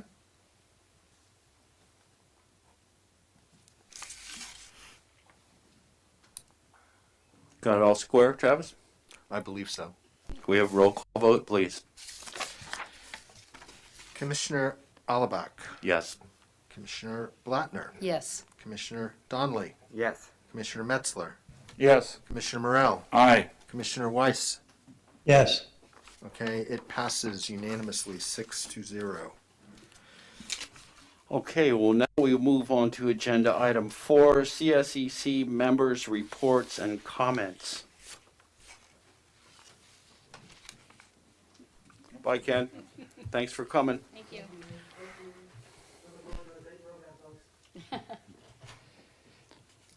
I have some comments. Go ahead, Matt. So I was looking at the report from the joint, the JCAS, is Joint Committee Climate Change Committee, and it was referring to the EV charging stations. And my wife and I have a 2019 Nissan Leaf electric vehicle, which is like one of the most common electric vehicles on the road right now in Sonoma. And to the best of my knowledge, we now have 14 public EV charging stations in the city. We have 10 Tesla stations at the community center, and we have 4 at B of A. And of those 14 stations, charging stations, I can only charge my Nissan Leaf at one of those stations. Of the 4 charging stations at the B of A, 3 of them are called a CCSI plug, which only works on BMWs, VWs, Jaguars, and Kia electric vehicles. They do not work on a Nissan Leaf or a Chevy Bolt, which is the other most common EV on the roads now. So, my Leaf takes a J1772 plug, which doesn't work on those. So I just wanted to throw that out. We have these charging stations, but they're not. So those at B of A were installed with the Volkswagen settlement money, but they're basically only good for Volkswagen and other in BMW, Jaguar, and Kia, certain other vehicles. That's very similar to the comment I was going to make. I have a Chevy Bolt, and I believe it does work on those fast chargers. So I'm confused by that. Yeah. My comment is the following. Of the 10 stations at the community center, 8 are Tesla only. 2 are compatible with J1772 plugs. They're the 2 furthest from the street, from Napa Street, Napa Road, one of the Napas. Yeah. However, there's no indication, unless you're really sophisticated, that it's not also only Tesla. The sign on the 2 that do work on the Leaf and others simply says Tesla, and then in little letters, J1772. So you need to be pretty sophisticated. I would like somehow to see the city put up a sign, or the community center put up a sign on those 2 that say they work for any or essentially any EV, not just Tesla, because otherwise you drive through there and without a Tesla you think you're stuck. I don't necessarily want to get into all the minutiae, the details on this. At the B of A, the fast charger works, but the other 3 don't on my car. And also I do think that putting a sign is not what's needed. People find charging stations strictly through the internet, through the app on their car or on their phone. They're not driving around looking. They put it into their car, and it tells them where the charging station is. So I assume that your car, when you search for charging stations, those Tesla stations that are also compatible will come up. But I don't know. So yeah, we don't know if they are actually having if the number of my point is that we don't know if the number of EV charging stations that we have are really available to most EV drivers. And can someone explain why, 80% of the chargers at the community center would be Teslas when we certainly don't have mostly Teslas in our town? Because Tesla has deep pockets and paid for them. Yeah.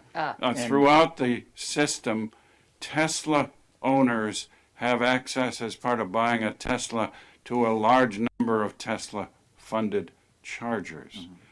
What Tesla owners also, for an added very small fee, I'm told, can purchase an adapter to use any of the other charger systems. All of the others, including my Chevy Bolt, there is no adapter to let me use a Tesla charger. Those are truly Tesla only. And while Matt's right that many people use something on their phone, I still think it makes sense to put a sign up, and I'm happy to work with the community center to try to make that happen, so it doesn't look like you have to use only a Tesla on those last 2. Yeah, I agree that with Commissioner Morrell, it does kind of send a bad signal to the public of, oh, this is Sonoma. You want to charge your VV here. Well, you better get a Tesla. You know, it's kind of making us look more exclusive and only catering to the wealthy, which we certainly don't want to send that message. Anyway, I just have one other comment, which is I am disappointed the city has not taken any action on the task force on the expansion of dedicated bike and pedestrian paths report that I submitted back in March.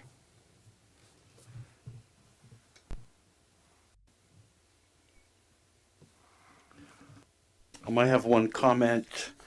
I should have maybe pointed this out before under the approval of the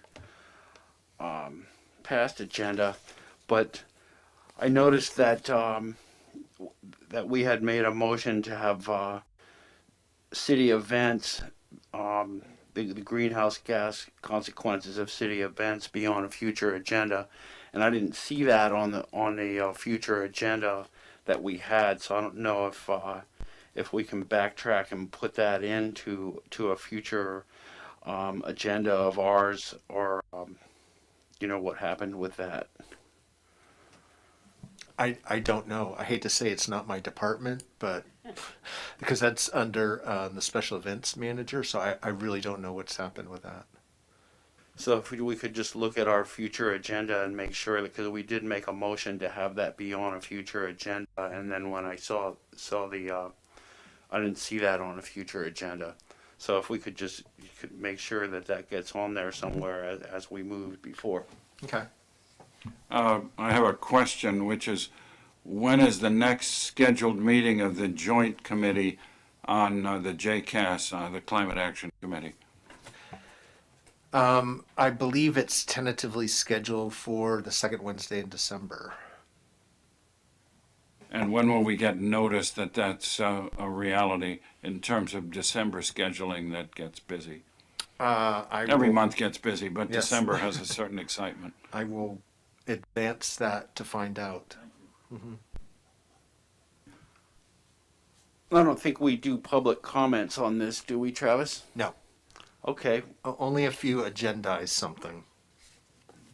Okay, well, it sounds like we're done, and we'll move to agenda item 5, staff comments and announcements. The special events manager, 5.1, she's not here, so we'll move to agenda item 5.2, sustainability coordinator staff update. So hopefully you all know, but Monday, November 15th is America Recycles Day. KSVY Radio will be hosting a 2-hour special on the morning show with Marcia from 8 a.m. to 10 a.m. I know this because yours truly will start it off by talking about the history of recycling and the markets. And there's multiple guests that are going to be talking about discussing the challenges, successes, future of recycling, recent laws, so forth and so on. So it should be pretty interesting. And hopefully you will have a chance to listen in, and if not, just tell people about it, because I think it's going to be a great show. So that's Monday. What's the time again? 8 a.m. to 10 a.m. So the City of Sonoma is partnering with the Sonoma Valley Chamber of Commerce and the Sonoma County Energy and Sustainability Division to offer a free virtual workshop for local businesses potentially interested in becoming a California Green Certified business. The workshops will be held on November 17th at 10:30 a.m. At 10:30 a.m. to 11:30 a.m., the English version workshop will be held, and there will be a Spanish version workshop on that same day from 2 o'clock to 3 o'clock.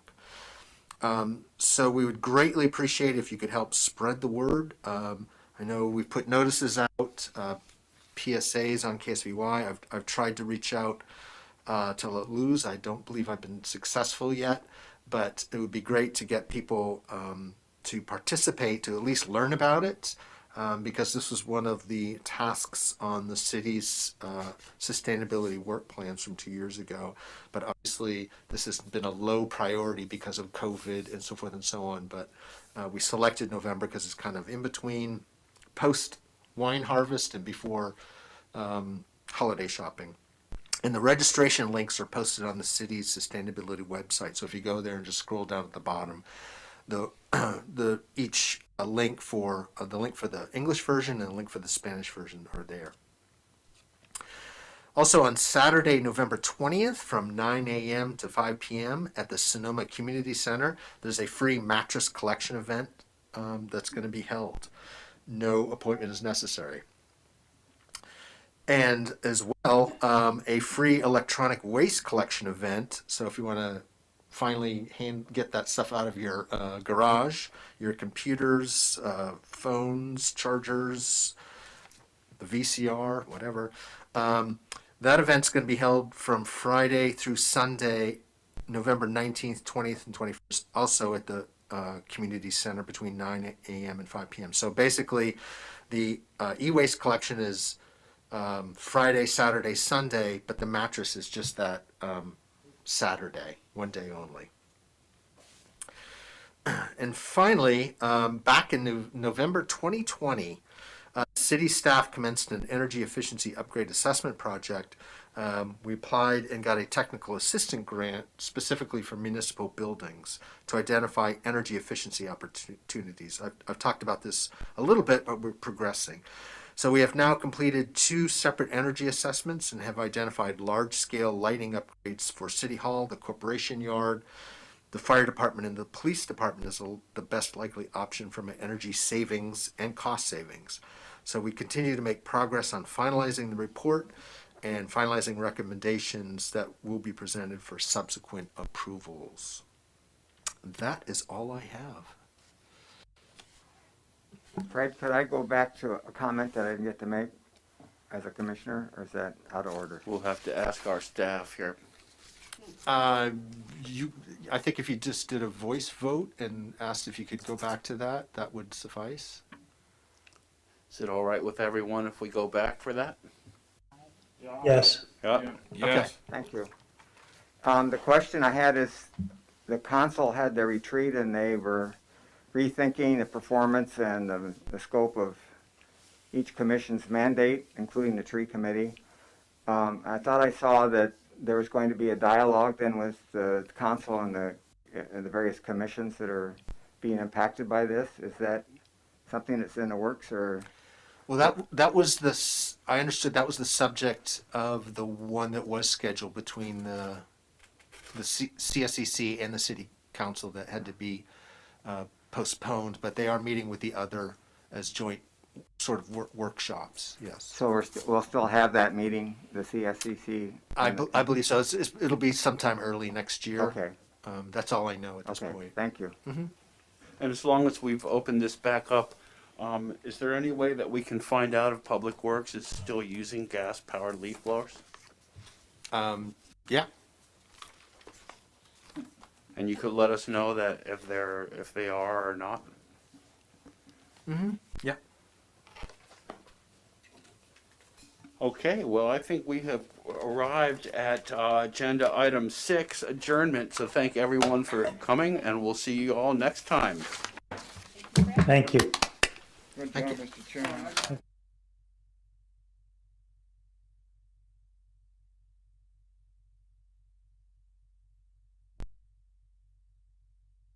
Till January? As far as I know, that's Yeah. correct. Right.